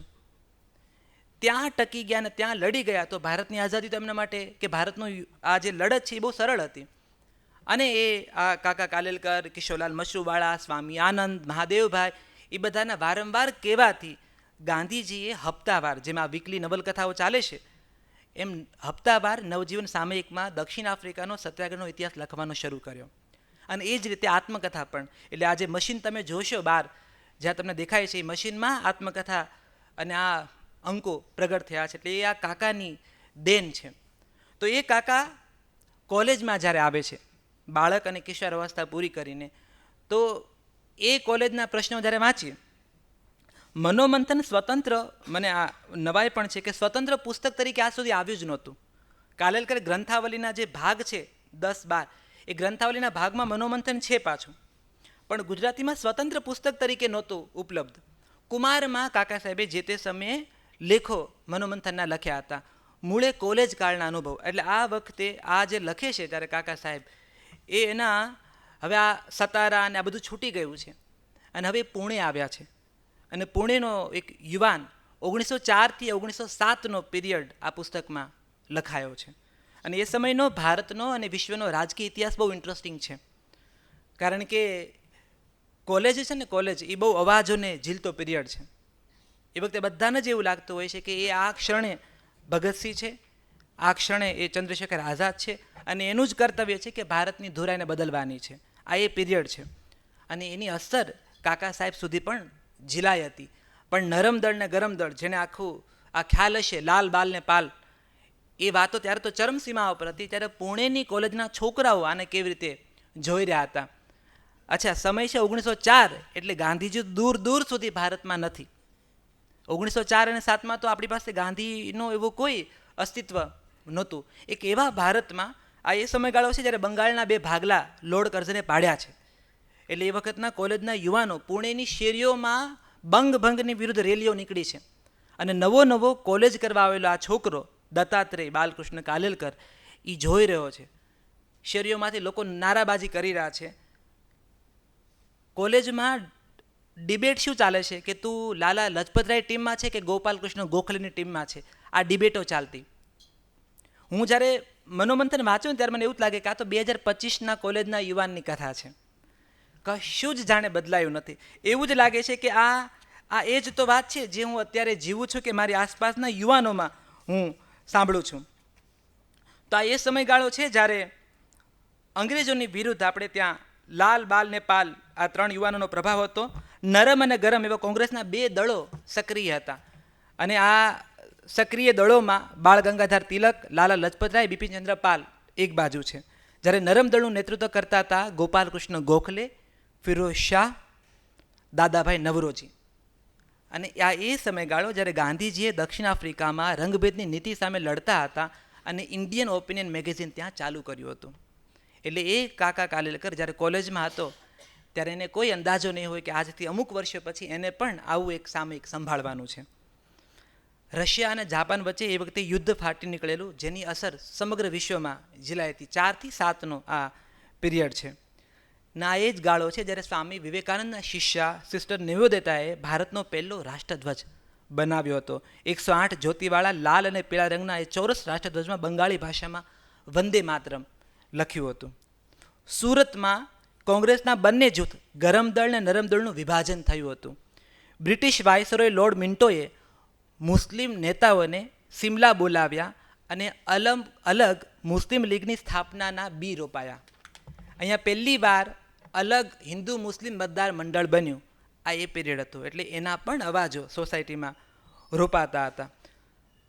ગાંધીજી નહોતા તો પણ રાષ્ટ્રવ્યાપી સ્વદેશી ચળવળ પૂરજોશમાં ચાલી હતી અને બ્રિટિશ માલનો બહિષ્કાર કરવા માટે કાકા સાહેબે લખ્યું છે કે જ્યારે તમારી પાસે નેતા ન હોય, તમારી પાસે જ્યારે શાણો નાયક ન હોય, ત્યારે કેવી કેવી મૂર્ખામી પ્રજા કરતી હોય છે. કહે છે કે આખું આંદોલન તો ચાલ્યું કે આપણે બધાએ અંગ્રેજોનો જે માલ છે એનો વિરોધ કરવાનો છે, પણ એ કે ચલો અમને આપો સ્વદેશી માલ, પણ એટલા સ્વદેશી કપડાઓ પૂરતા પ્રમાણમાં હતા નહીં. એટલે શું કરતા આ બધા લોકો? રશિયાના કપડાં ખરીદે, જાપાનના કપડાં ખરીદે, જર્મનીના કપડાં ખરીદે, અને લોકો એવું કહેતા કે વાર્ષિક લખેલું છે કે વાર્ષિક એ વર્ષે પૂરા ભારત 16 કરોડ રૂપિયા કમાવીને આપતા બ્રિટનને કપડા બાબતે, 1904ની વાત કરું છું, 16 કરોડ રૂપિયાનો નફો ભારત કાપડમાં આપતું હતું. એણે નક્કી કર્યું કે આપણે આ નફો જર્મનીને આપીએ, રશિયાને આપીએ, જાપાનને આપીએ, પણ આપણે બ્રિટનને નથી આપવું. એટલે કાકા સાહેબ કહે છે કે આ નાયક નથી તો પ્રજા કેવી આંધળુક્યું કરીને દોડતી હોય છે, એનું આ એક બહુ મોટો ઉદાહરણ છે. ભણતા હતા અને એને કોલેજમાં નોકરી લેવાની હતી, પણ આપણે ચેતન ભગતે બહુ સરસ એક રમૂજ કરેલી, અને મને થયું કે આ તો રમૂજ નથી, આ તો બહુ મોટું કડવું વાસ્તવ છે કે આપણે ત્યાં શિક્ષણ પ્રથા એવી છે કે 12 ધોરણ સુધી બાળક ભણે, 12માં પાસ થાય, પછી કોલેજના 4 વર્ષ કરે. કોલેજના 4 વર્ષ કર્યા પછી વિચારે વિદ્યાર્થી હવે મારે જીવનમાં કરવાનું છે શું? એણે આમ રમૂજમાં કીધી વાત, પણ કોલેજ આખી પૂરી કર્યા પછી પણ યુવાનોને ખબર નથી હોતી કે એમને જીવનમાં ક્યાં આગળ વધવું છે. કાકા પણ એમાંના એક જ હતા. ગણિતમાં બહુ જ પ્રવીણ હતા, એટલે બધા લોકોને ખબર હતી કે આ છોકરો મેથ્સનો પ્રોફેસર બનશે, પણ એને રસ પડ્યો તત્વજ્ઞાનમાં. અને જ્યારે ભણતા હતા ત્યારે એના આસપાસના બધા મિત્રોએ મેટ્રિકની પરીક્ષા આપ્યા પછી ફોર્મ કોલેજના ભરવાના ચાલુ કર્યા. આ એ વખતના દત્તુ મારી જેમ બાઘા હતા. એને એવું સમજાણું નહીં કે અત્યારે એડવાન્સમાં ફોર્મ ભરી લેવું જોઈએ તો આપણને પુણેની સૌથી ગમતી ડેક્કન કોલેજ મળશે, કારણ કે ડેક્કન કોલેજના પ્રાધ્યાપકો બધા અંગ્રેજ હતા. અને એવું લખતી વખતે કાકા સાહેબ કહે છે કે એવું બિલકુલ નહોતું કે હું ગોરી ચામડીથી પ્રભાવિત હતો, મને તો એ રસ હતો કે મને એની સંસ્કૃતિ સમજવી હતી, કારણ કે અંગ્રેજી મારું બહુ સારું થઈ ગયું હતું. તો મને એમ હતું કે મને એની પાસે વિશ્વ સાહિત્યના અને ફિલોસોફીના એ પુસ્તકો જાણવા મળશે જે મને બીજી કોલેજમાં નહીં મળે. પણ હું મોડો પડ્યો તો મારા માસ્તરે ભલામણની ચિઠ્ઠી લખી અને કીધું કે જા તું ડેક્કન કોલેજના પ્રિન્સિપલ ડેલ્બીને કહેજે કે સેલ્બીને કહેજે કે આ ભલામણની ચિઠ્ઠી છે ને મને ડેક્કન કોલેજમાં એડમિશન આપો. તો આ તો જુવાનડો, અને ભલામણની ચિઠ્ઠી એટલે જાણે બ્રહ્માસ્ત્ર મળી ગયું. હવે કોણ રોકવાનું છે આપણને? પણ ત્યાં પહેલાં લોકોએ ભાવ નહીં આપ્યો, ચિઠ્ઠી વાંચી અને એણે એમ કીધું કે થોડી વાર ખમજે. હવે લાગવગ શું એ આને ખબર નહોતી પડતી ત્યારે. એટલે જનરલી લાગવગ હોય, જેને કરાવી હશે એને ખબર હશે કે તરત ન થાય, થોડું ઠરવા દેવું પડે કે ઊભા રહો, તરત એડમિશન નહીં આપી શકું, પહેલાં ઊભો રહે, રાઉન્ડના બે થોડા નાટક પતવા દે, બધી તો આ બધી સીટો ફૂલ થવા દે, પછી હું અમુક સીટો રાખી હોય આવી લાગવક માટે, એમાં હું તને એડમિશન આપીશ. પણ આ તો ઉતાવળ્યો જવાનડો કે મને તમે જે એડમિશન નથી આપ્યું, મને તમે એડમિશન નથી આપ્યું, પહેલાં એ કંટાળીને ચિઠ્ઠી પાછી આપી, એ જા. તો આને એ પણ ન સમજાણું કે મને એડમિશન મારી ભૂલના કારણે ન મળ્યું. અને પછી એ ફર્ગ્યુસન પુણેની કોલેજમાં એને એડમિશન મળ્યું, પણ એને વસવસો કાયમ રહ્યો કે ડેક્કનમાં મને એડમિશન ન મળ્યું. અને પછી એવું કહેશે કે હવે આ ઉંમરે જ્યારે ધોળા આવ્યા છે ને હું આ લખી રહ્યો છું મનોમંથન, ત્યારે સમજાય છે કે ડેક્કનમાં હું ભણતો હોત તો મારું નસીબ જ જુદું હોત, અને ખબર નહીં હું તત્વજ્ઞાન સુધી અને પ્રવાસ સુધી ક્યારે પહોંચ્યો હોત. પણ પછી ફર્ગ્યુસનમાં એડમિશન લીધું અને મરાઠી બ્રાહ્મણ પરિવારમાંથી આવેલા, એટલે સરસ મજાની સોનેરી કોરવાળી ધોતી પહેરતા અને એક મોટો તાંબાનો વાટકો રાખતા, એમાં દૂધ પીતા અને આરામ ખુરશી ઘરેથી લઈને આવેલા. એટલે હોસ્ટેલમાં રુતબો થઈ ગયો કે ઓહો,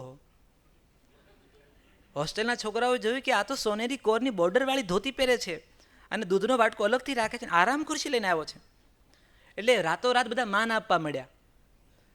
એટલે કાકા સાહેબ કે હું તો જુનિયર હતો, પણ મારા સિનિયરો પણ મને આમ માનથી બોલાવવા મળ્યા. કે થોડો સમય ચાલ્યું આ બધું. ભાંગ્યું ક્યારે? જ્યારે મારો મોટો ભાઈ આવ્યો, કારણ કે મોટો ભાઈ એ જ જગ્યાએ ભણતો હતો. અને આખી હોસ્ટેલને ખબર પડી કે લે આ તો આનો જ નાનો ભાઈ છે. તો મારા માનપાન ગયા એ કે. અને પછી ક્લબ ચાલતી કોલેજમાં. એ વખતે ક્લબોનો આખો પીરિયડ હતો. ઘણા લોકો, આપણે ગુજરાતીમાં પણ ઘણી બાયોગ્રાફીમાં ક્લબના બહુ ઉલ્લેખ છે કે ક્લબો ચાલતી હતી. એમાં 3 ક્લબ છે. હવે એમાં પણ કાકા સાહેબ એટલા સ્માર્ટ છે, એ જ્યાં પોલિટિકલ વાતો આવવાનો ત્યાં કાઉન્સનો ઉપયોગ બહુ કરે છે. એટલે બહુ હોશિયાર. 2025નો લેખક છે. જ્યારે પોલિટિકલ વાત લખે ને ત્યારે નીચે કાઉન્સ લખી જ નાખે ભૂલ્યા વગર કે માપ પ્રમાણે પાઘડી પહેરજો. પછી એક એવું હોય કાઉન્સ કે વાગે બાગે મને પાપ નહીં, આવું બધું જે હોય. તો એ લખે છે કે મૂળ 3 ક્લબો પડેલી અને એક ક્લબ એવી હતી કે સતારા એ વખતે, પાછું કાકા કાઉન્સમાં લખ્યું છે કે જો એ વખતે એટલે અત્યારના વાચકોએ ઘાયલ ન થવું, આહત ન થવું એવું લખ્યું છે કે એ વખતે સતારા કર્ણાટકમાં આવતું હતું, મહારાષ્ટ્રમાં નહોતું આવતું. તો મહારાષ્ટ્રની જે ક્લબ હતી એ લોકો એમ કીધું કે એ દત્તુ તું અમારામાં નહીં. પણ મને કર્ણાટકની કાનડી ભાષા નહોતી આવડતી, હું તો મરાઠી બોલતો હતો. તો મારે એને કેમ સમજાવવું કે હું તમારામાંનો એક છું? પણ કે નહીં, તું સતારાનો છે એટલે તું કાનડી ક્લબમાં છે. કાનડીવાળા મને એટલે સ્વીકારે નહીં કેમ કે મને કાનડી આવડે નહીં. અને ત્રીજી ક્લબ હતી તો સિનિયરો નથી તો જુનિયરોને ગણે નહીં. એટલે જે આ રેગિંગની જે વાત છે એ કાકા સાહેબે લખી છે એ વખતના 100 વર્ષ પહેલાંના રેગિંગની વાત. અને પછી કે અને પછી લખે છે હવે સતારા મહારાષ્ટ્રમાં આવી ગયું છે, જુદી વાત છે. એટલે વાચકો એ રીતે પણ નારાજ ન થાય કે જૂની વાતો લખવાની શું જરૂર હતી તમારે, એવું કહીને કાઉન્સ પૂરો કર્યો છે. અને પછી કહે છે કે એ ક્લબમાં મને બધું કામ આપતું જુનિયરના, પણ હું કરતો કારણ કે મારે લોકોમાં ભળવું હતું. અહીંયા એને એ વર્ગના જોયા. હવે અહીંયા જે વિદ્યાર્થી મિત્રો નાના ગામડાઓમાંથી કે નાના શહેરમાંથી આવતા હશે ને એને આ વાત વધારે રિલેટ લાગશે કે એવું કડકડાટ અંગ્રેજી બોલતા છોકરાઓ મારી આસપાસ, ભદ્ર વર્ગના ભદ્ર છોકરાઓ, એવું લખે છે કે એની જોડે તો આપણને ચા પીવાનો મોકોય ન મળે. એના સંદર્ભો સાંભળે તો આપણને છે કે આપણે બીજો જન્મ લેવો પડશે. અને એ બધા વિદ્યાર્થીઓને હું જોયા કરતો ત્યારે મારા મનમાં એમ થયું કે આદર્શ તો અહીંયા સુધીની વાત છે, પણ સદનસીબે એ ગાળામાં મેં વાંચ્યા સ્વામી વિવેકાનંદ. આ લખે છે અને કહે છે કે મારા ઉપર સ્વામી વિવેકાનંદ અને રામકૃષ્ણ પરમહંસનો બહુ જ મોટો પ્રભાવ આવ્યો. અને સદનસીબે એવા યોગ્ય સમયે આવી ગયો કે હું બહાર ઈશ્વરને શોધતો બંધ થયો, આવું લખે છે. કે મને સમજાણું કે અંતે તો મારી બધી યાત્રા અંદર સુધીની છે. હું પરંપરાગત મરાઠી પરિવારમાં મોટો થયો હોવા છતાં, આટલા બધા દેવલાના દેરાઓની વચ્ચે રહ્યો હોવા છતાં મને સ્વામી વિવેકાનંદ અને રામકૃષ્ણ પરમહંસ થકી એવું જાણવા મળ્યું કે અંતે તો પ્રકાશનો પુંજ હૃદયમાંથી આવે છે અને હૃદયપુંજ તરફ જવાની યાત્રા છે. એમાં હું પુણેમાં ટકી ગયો અને મારામાં એક નવો આત્મવિશ્વાસ જાગૃત થયો. પછી કહે છે કે અમારી હોસ્ટેલની ઓરડીઓ હતી, એમાં પહેલો ભાગ ને બીજો માળ ને એ બધી ઓરડીમાં અમે લોકો રહેતા. તો નીચેની ઓરડીમાં જુનિયરો બધા નીચે જ રહેવાનું, કારણ કે નીચે સાપ આવે, વીછી આવે ફળિયામાં, અને સિનિયરો બધા ઉપરના માળમાં રહે. તો કે મારી ઉપર જે 3 છોકરાઓ રહેતા હતા ને એ ભરાડી હતા બહુ જ. એટલે રાત્રે જ્યારે હું સુવાનો સમય હોય ત્યારે એ લોકો ઉપર કૂદકા મારે. એટલે વાંસની પેલી જે ભીત હોય આખી ઠણ ઠણ ખટ ખટ અવાજ આવે એટલે મને ઊંઘ ના આવે. પહેલો દિવસ ચાલ્યું. બીજા દિવસે મેં એમાંથી જે અમુક સિનિયરને કહ્યું કે ભાઈ તમે બહુ જ રાતે અવાજ કરો છો, મને ઊંઘ નથી આવતી. એટલે પહેલાં કીધું કે અચ્છા એવું છે, મેં એવું ધ્યાન રાખશું. બીજા દિવસે કે 2 ગણો અવાજ થયો. અને પછી આ ગાંધીજીનો અહિંસક લડવૈયો છોકરો, એફઆઈનો છોકરો, એણે વાંસનો મોટો બંડો હાથમાં લીધો અને એણે શું કર્યું કે જે પેલી છત હોય છતમાં ધમ ધમ, જે ગુસ્સાથી એને ધમધમાટ કર્યો કે ઉપર અવાજ ધમધમાટ શાંત થઈ ગયો. અને રાતોરાત ખબર પડી પેલા બધાને કે આપણી હોસ્ટેલમાં કબીરસિંહ આવ્યો છે, આપણી હોસ્ટેલમાં એનિમલ આવ્યું છે, કે ભાઈ બહુ તામસી બુદ્ધિનો એક માણસ આવ્યો છે અને ભાઈ વાંસની ભાષામાં, દંડાની ભાષામાં જ વાત કરે છે. એટલે દત્તુ લખે છે કે બીજા દિવસે જ્યારે એ લોકો મને મળ્યા તે લોકો સામેથી બધા નમસ્તે ગુડ મોર્નિંગ કહ્યું અને મેં નક્કી કર્યું કે મારે જવાબ નથી આપવાનો, કારણ કે પેલો ઝાખો પ્રભાવ ઊભો કર્યો છે ભાંગીને ભૂકો થઈ જશે.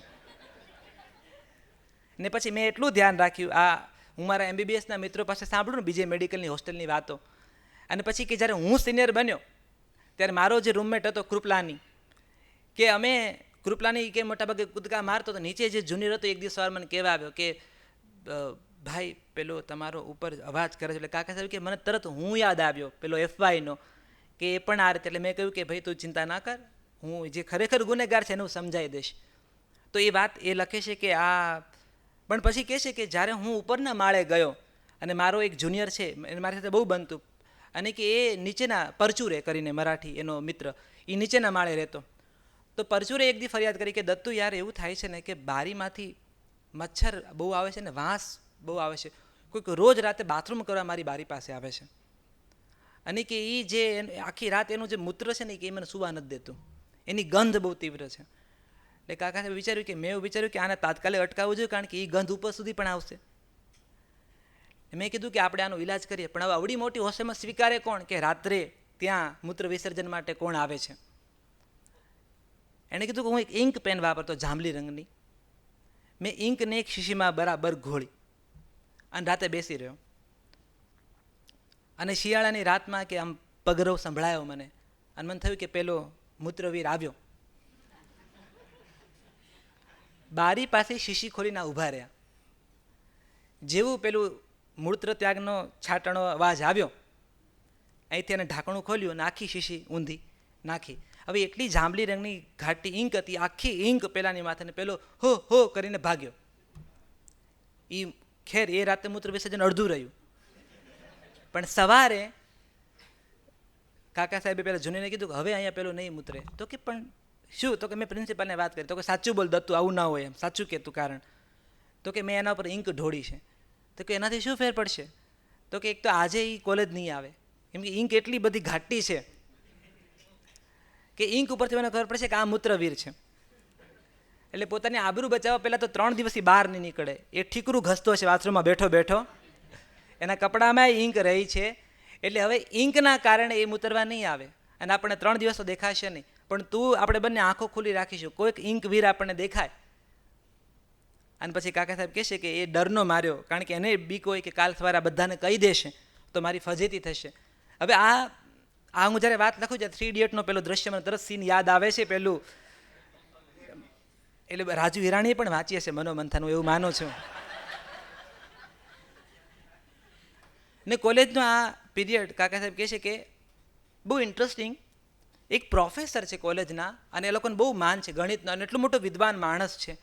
એણે પોતાની સ્ટુડન્ટ સાથે લગ્ન કરવાનું નક્કી થયું. આખી કોલેજને ખબર પડી, ફર્ગ્યુસન કોલેજને, કે આપણો જે પેલો સ્ટાન્ડર્ડ, આપણો જે પેલો આમ આદર્શ અદ્ભુત જેને બધા ઇમ્પ્રેસ થઈ જાય છે, એ પ્રોફેસર આપણી જ એક સ્ટુડન્ટને પરણી રહ્યા છે. તો કે એમાં કંઈ પણ કાકા સાહેબ કહે છે, જો આ એ વખતનું શિક્ષણ વ્યવસ્થા એ કહે છે કે મને એક ક્ષણ એ થયું કે આ જે જગ્યા છે અહીંયા જે ભણવા આવે છે, અને આ સ્થિતિ એ છે કે જ્યારે છોકરીઓને તો આ શાળા આ શિક્ષણ સુધી પહોંચવા દેતા જ નથી સમાજના લોકો. એટલે અમારી કોલેજમાં બહુ જૂજ છોકરીઓ હતી જે ભણવા આવતી હતી. એમાંથી પણ જો આ કિસ્સો આવ્યો, એની અસર એવી થઈ કે અન્ય સારા ઘરના લોકોએ પોતાની દીકરીઓને કોલેજમાં મોકલવાનું બંધ કર્યું. કેમ કે આ તો એક એવી જગ્યા હતી જ્યાં વિદ્યાર્થીની શિષ્ય ગુરુ શિષ્યની જે પરંપરા હતી, એ પરંપરામાં સ્વયંવર, આજ મંચ ઉપરથી 2 દિવસ ગયા રવિવારે શક્તિસિંહ પરમારે એવું કહેલું કે વિદ્યાધામો ક્યારે સ્વયંવરના મંડપો નથી. અને જો બીજા જ અઠવાડિયે મનોમંથનમાં કાકા સાહેબ કહે છે કે મને એમ થયું કે આ ટળી શક્યું હોત તો સારું થાત, કારણ કે એની અસર ત્યાં જુદી રીતે થવાની હતી. અને એ સમયે આ સ્ત્રી શિક્ષાની જે વાત છે ને કાકા સાહેબ લખે છે, એમાં એના ધર્મોદયમાં પણ એ વાત નોંધી છે કે અમારે ત્યાં એવી ચર્ચા ચાલતી કે કેમ સ્ત્રીઓને ભણાવવી ન જોઈએ. મેં છે ને 6 મહિના પહેલાં એક રીલ જોયેલી, એમાં એક બેન વાત કરતા હતા ઝાંઝર વિશે બધું. તો મને થયું કે આ થોડુંક વધારે પડતું બોલે છે, પણ ધર્મોદય વાંચ્યું તો મને સમજાવણ કે વાત તો એની સાચી છે. આમાં ધર્મોદયમાં એ કહે છે કે જે પેલા પુરુષો છે ભદ્ર સમાજના, એ કહી રહ્યા છે કે ઝાંઝર એટલે પહેરાવો સ્ત્રીઓને કે તમને ખબર પડે કે તમારી સ્ત્રીનો રણકાર કેટલી તમારા કાનથી દૂર ન જવો જોઈએ. એટલે દત્તાત્રેય બાલકૃષ્ણ કહે છે કે ઝાંઝરનો આ ઉપયોગ તો મેં પહેલી વાર જાણ્યો, કે તમારી સ્ત્રીઓને એટલે ભણાવો નહીં કે કોઈને પ્રેમપત્ર ન લખી શકે. તમારી સ્ત્રીઓને એટલે તમે ન ભણાવો કે એ તમારો પગાર ગણી ન શકે. આ બધું એને એ સમયનો સમાજ શું વિચારી રહ્યો હતો સ્ત્રી શિક્ષાને લઈને, કેમ ગાંધી તમને વધારે વાલા લાગે, આ એ ગાળામાંથી એને સ્ત્રીઓને ઉંબરની બહાર કાઢવાની હતી કે એટલે ન ભણાવો, કેમ કે એ પગાર ન ગણે, કોઈને પ્રેમપત્ર ન લખે, એટલે ઝાંઝર પહેરાવો કે તમને ખબર પડે કે એટલી હદની બહાર એ જવી ન જોઈએ, અને એટલે એને તમે સુસંસ્કૃત ન કરો, કેમ કે એ મોક્ષનો માર્ગ મોકળો ન કરે. જો એ મોક્ષ લઈ લેશે તો આવતા જન્મે તમારા કચરા પોતાને રોટલી કોણ કરશે? આ વાતો એને ધર્મોદયમાં લખ્યું છે. એ માનતા હતા એ વખતનો આખો ભદ્ર સમાજ. એટલે ત્યારે મને થાય કે જ્યારે મીઠાના સત્યાગ્રહ વખતે પેલી સ્ત્રીઓ બધી ગાંધીજીને કહે છે કે અમારે પણ કંઈક કરવું છે, અમારું અસ્તિત્વ અમને ખબર પડે કે અમે આ ધરતી ઉપર એમનામ નથી ઊભા. તો ગાંધીજી કહે છે કે તમારું બહુ જ મોટો રોલ છે, મને તમારી હવે જરૂર છે. અને પછી એ રીતે જે બારડોલીથી માંડી બધી સ્ત્રીઓ જે રીતે ઘરની બહાર નીકળી. વર્ષાબેનની અદ્ભુત નવલકથા બાણશૈયા તાજેતરમાં જ હમણાં પૂરી થઈ ચિત્રલેખામાં પુસ્તક સ્વરૂપે આવ્યું છે કે એવી સ્ત્રી જેને થાય છે કે મારું તો અસ્તિત્વ જ તે ઘરેણા પહેરીને પૂતળી બનીને રહેવાનું છે આવડી મોટી હવેલીમાં. નગર શેઠની બીજી પત્ની છે, બીજવારને પરણી છે, પણ એને ખબર નથી કે એનું અસ્તિત્વ શું છે. મને બંગાળી નવલકથાકાર મુખોપાધ્યાય સાહેબ યાદ આવે કે ઘોડાગાડીમાં નીકળે નાયિકા, અને અચાનક એણે જોયું કે સ્ત્રીઓ બધી નીકળી છે હાથમાં ઝંડો પકડીને. એટલે પેલી ઘોડાગાડી ગવાક્ષમાંથી પેલી જુએ છે, અને કાલેલકરનું જે સાહિત્ય છે પેલી પૂછે છે એના ઘોડાગાડીવાળા ભાઈને કે આ બધી સ્ત્રીઓ રાશનના ચોખા લેવા જઈશ, આ બધી ક્યાં ઊભી છે, એમ કંઈ કોઈનું પ્રવચન છે? તો કે ના ના, આ બધી અધિકાર માગવા નીકળી છે. એટલે પેલી શેઠાણી પૂછે કે શેનો અધિકાર માગવા માટે નીકળી છે? તો કે તમને ખબર નથી, બ્રિટનમાં મતાધિકાર મળ્યો છે સ્ત્રીઓને નવો નવો. એટલે એ સ્ત્રીઓને, બ્રિટનની સ્ત્રીઓને ખબર પડી કે એનો પણ એક મત હોઈ શકે છે. તો આ સ્ત્રીઓને એમ થયું કે આપણી પર જે રાજ કરે છે એના પાસેથી એ તો શીખો. અને એની તો ક્વીન પાછી ક્વીન છે, ત્યાં કિંગ નથી, તો અમારો મતાધિકાર કેમ ન હોઈ શકે? એટલે આ બધી સ્ત્રીઓ નીકળી છે. તો પેલું કાલેલકરનું જે વિશ્વ છે લખે છે કે એ પુરુષોની નવાઈ લાગી કે આ બધી સ્ત્રીઓ રસ્તા ઉપર નીકળી. ત્યારે પહેલી વાર પેલી શેઠાણીને થાય છે કે મારું કામ આ ઘરેણાં પહેરવા સિવાય, આ મોંઘી સાડીઓ પહેરવા સિવાય પણ છે, મારા અવાજનું પણ એક મહત્ત્વ છે. અને એ ઉંબરો ઓળંગી ગઈ. તો એ બધી જે વાતો ગાંધી યુગની છે એનો ટેકો ધર્મોદય પુસ્તકમાં આપણને મળે છે. ખેર પણ કાકા સાહેબ લખે છે કે તમે જ્યારે નેતા પસંદ કરો ને, મનોમંથનમાં એક વાત કહે છે કે તમે કયા નેતાને પસંદ કરો છો, જાણે આ 2025માં આપણને બધાને ટકોર કરીને કહે છે, ત્યારે પસંદગીના કારણો તમારી પાસે હોવા જોઈએ. તમને કયો નેતા નથી ગમતો ને, એની નાપસંદના કારણો પણ તમારી પાસે હોવા જોઈએ. જો એ નથી ને તો એના વિશેની ટિપ્પણી કરવાનો તમને કોઈ હક નથી. અને એટલા માટે કે અધિકાર એ લોકો માગી શકે, કાકા સાહેબ કહે છે, અધિકાર એ લોકો માગી શકે જે અન્યના અધિકારનું મહત્ત્વ જાણે.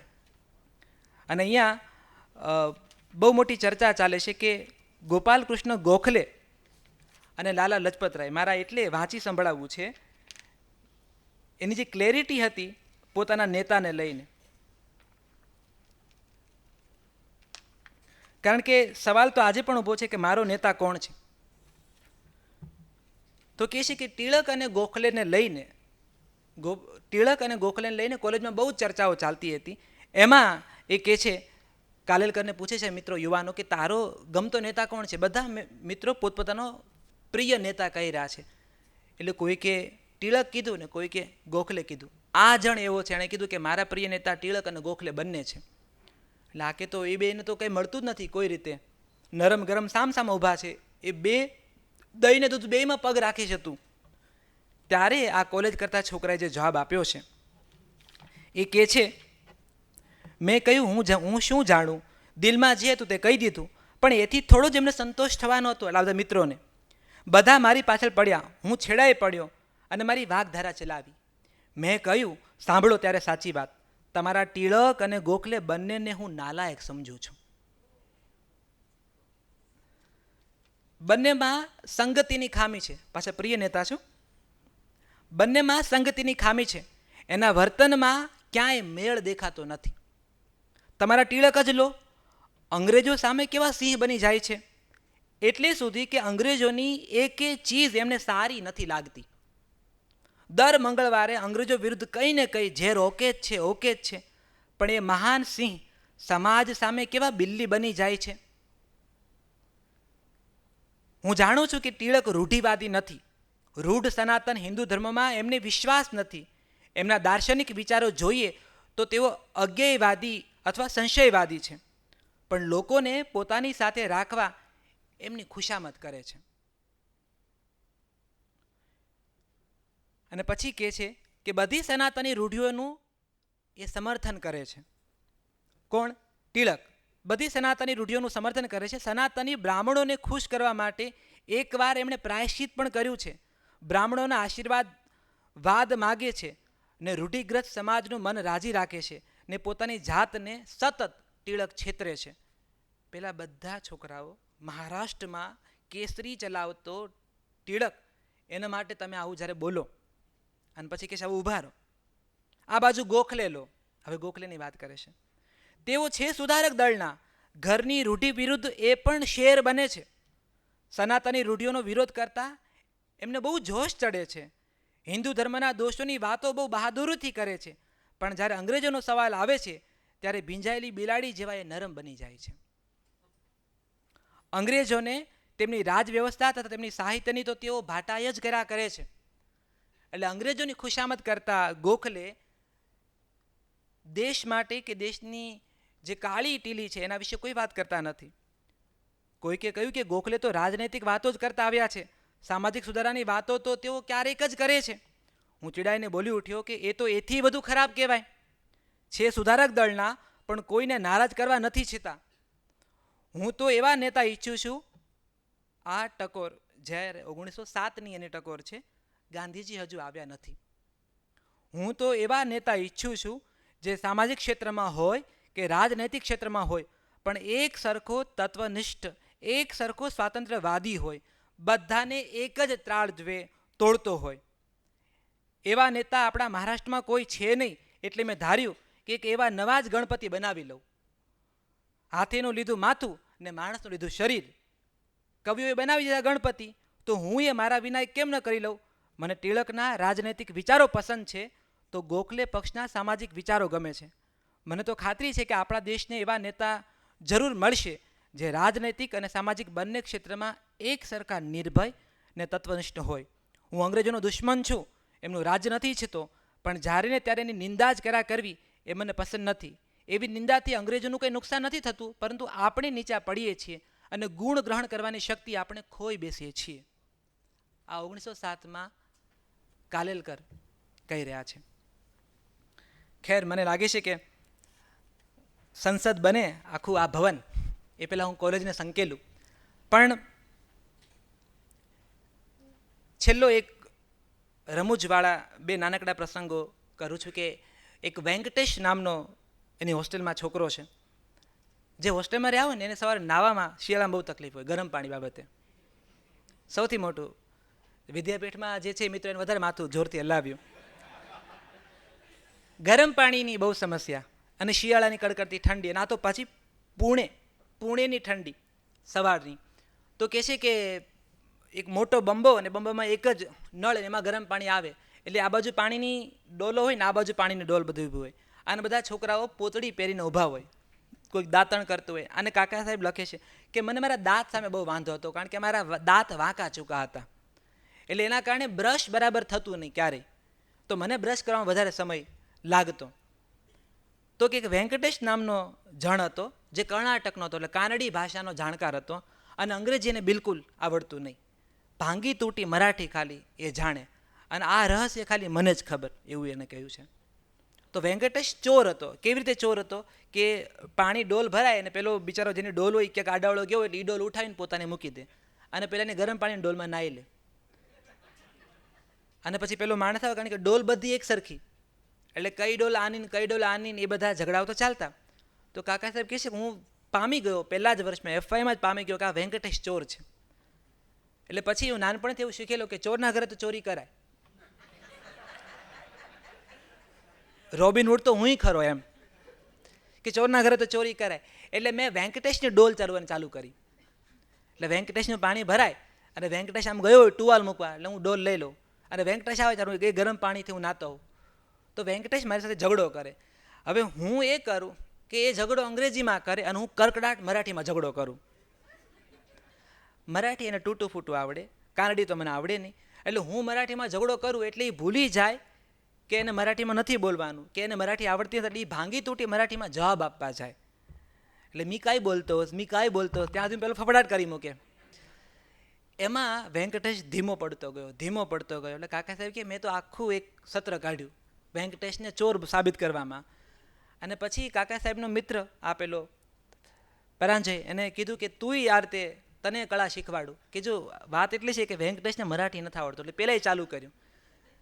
એટલે બાકીના છોકરાઓએ કીધું કે કાલેલકરે ખોટો ના પરાંજય ખોટું, તું જ ખોટો છો.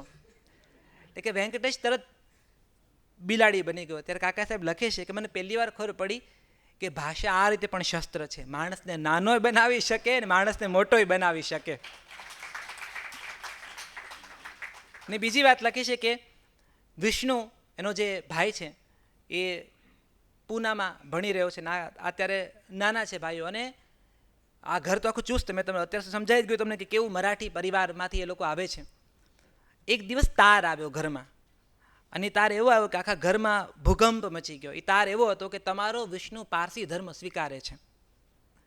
એટલે બાબા ને આઈ ને બધા હચમચી ગયા, ઘરમાં રૂકકળ ચાલુ થઈ ગઈ. ત્યાં વિષ્ણુ પરણી ગયો હતો, એટલે વિષ્ણુની પત્ની રડે પાછી, અને બાળકો આખું ઘરમાં સન્નાટો, ખરખરા ચાલુ થઈ ગયા, પડોશીઓ ભેગા થઈ ગયા. આઈએ તો પોક મૂકી કે મારો છોકરો ખ્રિસ્તી થવાનો છે, એટલે પારસી થઈ જશે મારો છોકરો. એટલે કીધું કે આ બે જુદું છે. પાછો સમજાવવા આવ્યો કે પારસી અને ખ્રિસ્તી જુદા છે, કે જે હોય તે ટૂંકમાં હિન્દુ હવે નથી રહેવાનો. પણ કે તમને કોણે કહ્યું કે આ તાર આવ્યો છે? અને પછી બધા કહેવા માંડ્યા હવે તો એ તમારો વિષ્ણુ દારૂ પીશે, હવે તમારો વિષ્ણુ માંસ ખાશે, કે હવે તમારો વિષ્ણુ ગોરી મડમને પરણશે. એટલે પેલી વિષ્ણુનો લાંબો ભેકડો તાણ્યો પાછો, મારા છોકરાને લઈને ક્યાં જાય? અને ઘરમાં રોકકળ. ને બાબાએ નક્કી કર્યું કે તમે બધા રહો, હું જાઉં છું એનું ભણતર છોડાવીને, કારણ કે ભણવા ગયો છે, એને ભણતર છોડાવીને લઈ આવું છું. એટલે બાબા એકદમ ગુસ્સામાં. અને દત્તુ કહે છે કે બાબા જે રીતે પરશુરામ બનીને જ ગયા હતા બાબા, અને ત્યાં પહોંચ્યા એકદમ, અને વિષ્ણુની હોસ્ટેલે પહોંચીને બાબાએ મરાઠી ગાળોની ફફડાટી બોલાવી. અને વિષ્ણુ તો ભાઈ કોલેજમાં એ આવ્યો ત્યાં સુધીમાં તો એને જોયું ગરમાટો આખો જે માહોલ હતો. કાંઈ ઝાલા તું અહીંયા ઝાલા. બાબા ફેરવીને મૂકવાની લાઈમાં હતા. બાકીના ભાઈઓ રોક્યા કે અરે પણ તમે એને સાંભળો, શું વાત શું છે? કે તું ખ્રિસ્તી ધર્મ પાળે છે, તું હિન્દુ ધર્મ છોડવાનો છો? વિષ્ણુ કહે છે કોણે કીધું? આ તાર આવ્યો છે. એટલે વિષ્ણુએ માથું પકડ્યું કે બાબા કઈ તારીખ લખી છે તારમાં? તો તારમાં લખી હતી 1 એપ્રિલ. એટલે વિષ્ણુના કોલેજના મિત્રોએ એપ્રિલ ફૂલ બનાવવા માટે તાર મોકલો કાલેલકરના ઘરમાં. અને આ પરંપરાગત મરાઠીઓને એપ્રિલ ફૂલનું કંઈ જ ખબર નહોતી, અને ઘરમાં બુમરાણ મચી ગઈ. પછી વિષ્ણુએ તો 2 લાફા ખાધા જ ખાધા. પણ કાકા કહે છે કે મને આજીવન વિષ્ણુના મિત્રો માટે ક્યારેય પ્રેમ ન રહ્યો. કે એવા કેવા મિત્રો કે જે એપ્રિલ ફૂલને આટલું મોટું બનાવે ને બાબાને છેક સતારાથી પૂના સુધી ખેંચી લાવે. એટલે એપ્રિલ ફૂલની વાત કાકા સાહેબે અહીંયા આ રીતે નોંધી છે. બહુ મજેદાર પુસ્તક છે મનોમંથન અને ધર્મોદય. કિશોરાવસ્થાના પ્રસંગો છે ધર્મોદય, અને કોલેજકાળના પ્રસંગો છે મનોમંથન. મેં મારી સમજ પ્રમાણે તમારા સુધી આ બંને પુસ્તકનો રસદર્શન કરાવવાનો પ્રયત્ન કર્યો છે. પણ મેં વાત કરી એનાથી પણ આગળ અને વધારે રસપ્રદ છે આ પુસ્તકો. એમાં જે વિગતો લખી છે, એમાં જે રાજકીય સામાજિક સંદર્ભો લખ્યા છે, એની જે કથાઓ લખી છે એ બહુ ઇન્ટરેસ્ટિંગ છે. તમને એટલે રસ પડશે કે 100 વર્ષ પહેલાં આ દેશનો યુવાન શું વિચારતો હતો, સમાજમાં અને રાજકારણમાં જે કંઈ થઈ રહ્યું છે એનો પ્રભાવ કેવી રીતે એ ઝીલતો હતો. અને ધર્મોદય જ્યારે વાંચ્યો ત્યારે તમને સમજાશે કે તમારા ઘરમાં જે પેલું બાળક છે એ બાળક કેટલા અવાજોને ઝીલે છે, કેટલા સ્વભાવોને ઝીલે છે. તો આજના દિવસ માટે આ દરવાજાની બાજુમાં તમને હેરી પોટર ગલી દેખાશે, ત્યાં હૃદયકુંજ છે, અને ખાસ આ પુસ્તક 20% ડિસ્કાઉન્ટ સાથે આ બંને પુસ્તકો ઉપલબ્ધ છે. હું નવજીવન ટ્રસ્ટનો ખાસ આભાર માનું છું. તમારા વિશે ખૂબ સાંભળ્યું હતું. 3.5 વર્ષમાં તમે જે નવજીવન ટોક્સ ચલાવો છો, અને સદભાગી છું કે મને અહીંયા આખરે 3.5 વર્ષ પછી વક્તા તરીકે બોલવાનો મોકો મળ્યો. કારણ કે મારી પહેલાં 150 જણા બોલી ગયા છે આ મંચ ઉપર.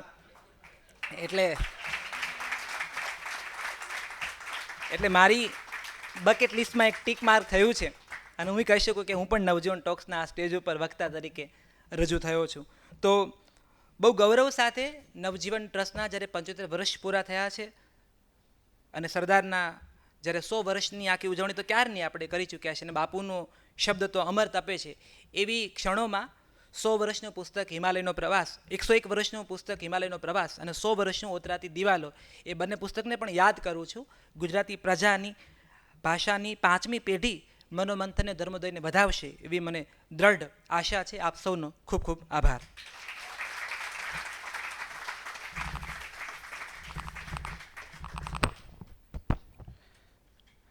આજે જ્યારે કેપ્શન લિટરેચર અને નિબંધ એ કદાચ મારી પેઢીમાં અને યુવાનોમાં તો ખાસા પોપ્યુલર છે, ત્યારે એવું લાગે કે કાકા સાહેબના નિબંધો કદાચ આ જ પ્રેરણા, આ જે નિબંધ સાહિત્યની પ્રેરણા છે એના કદાચ પાયોનિયર તરીકે આપણે કાકા સાહેબને મૂકી શકીએ.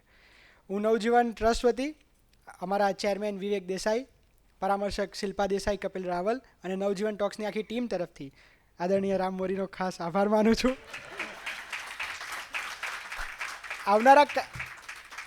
આવનારા કાર્યક્રમની વિગતોમાં આવતા રવિવારે 12 તારીખે ગીતા માણેક પધારી રહ્યા છે, જેઓ દેશી રાજ્યોના વિલીનીકરણ વિશે વાત કરશે.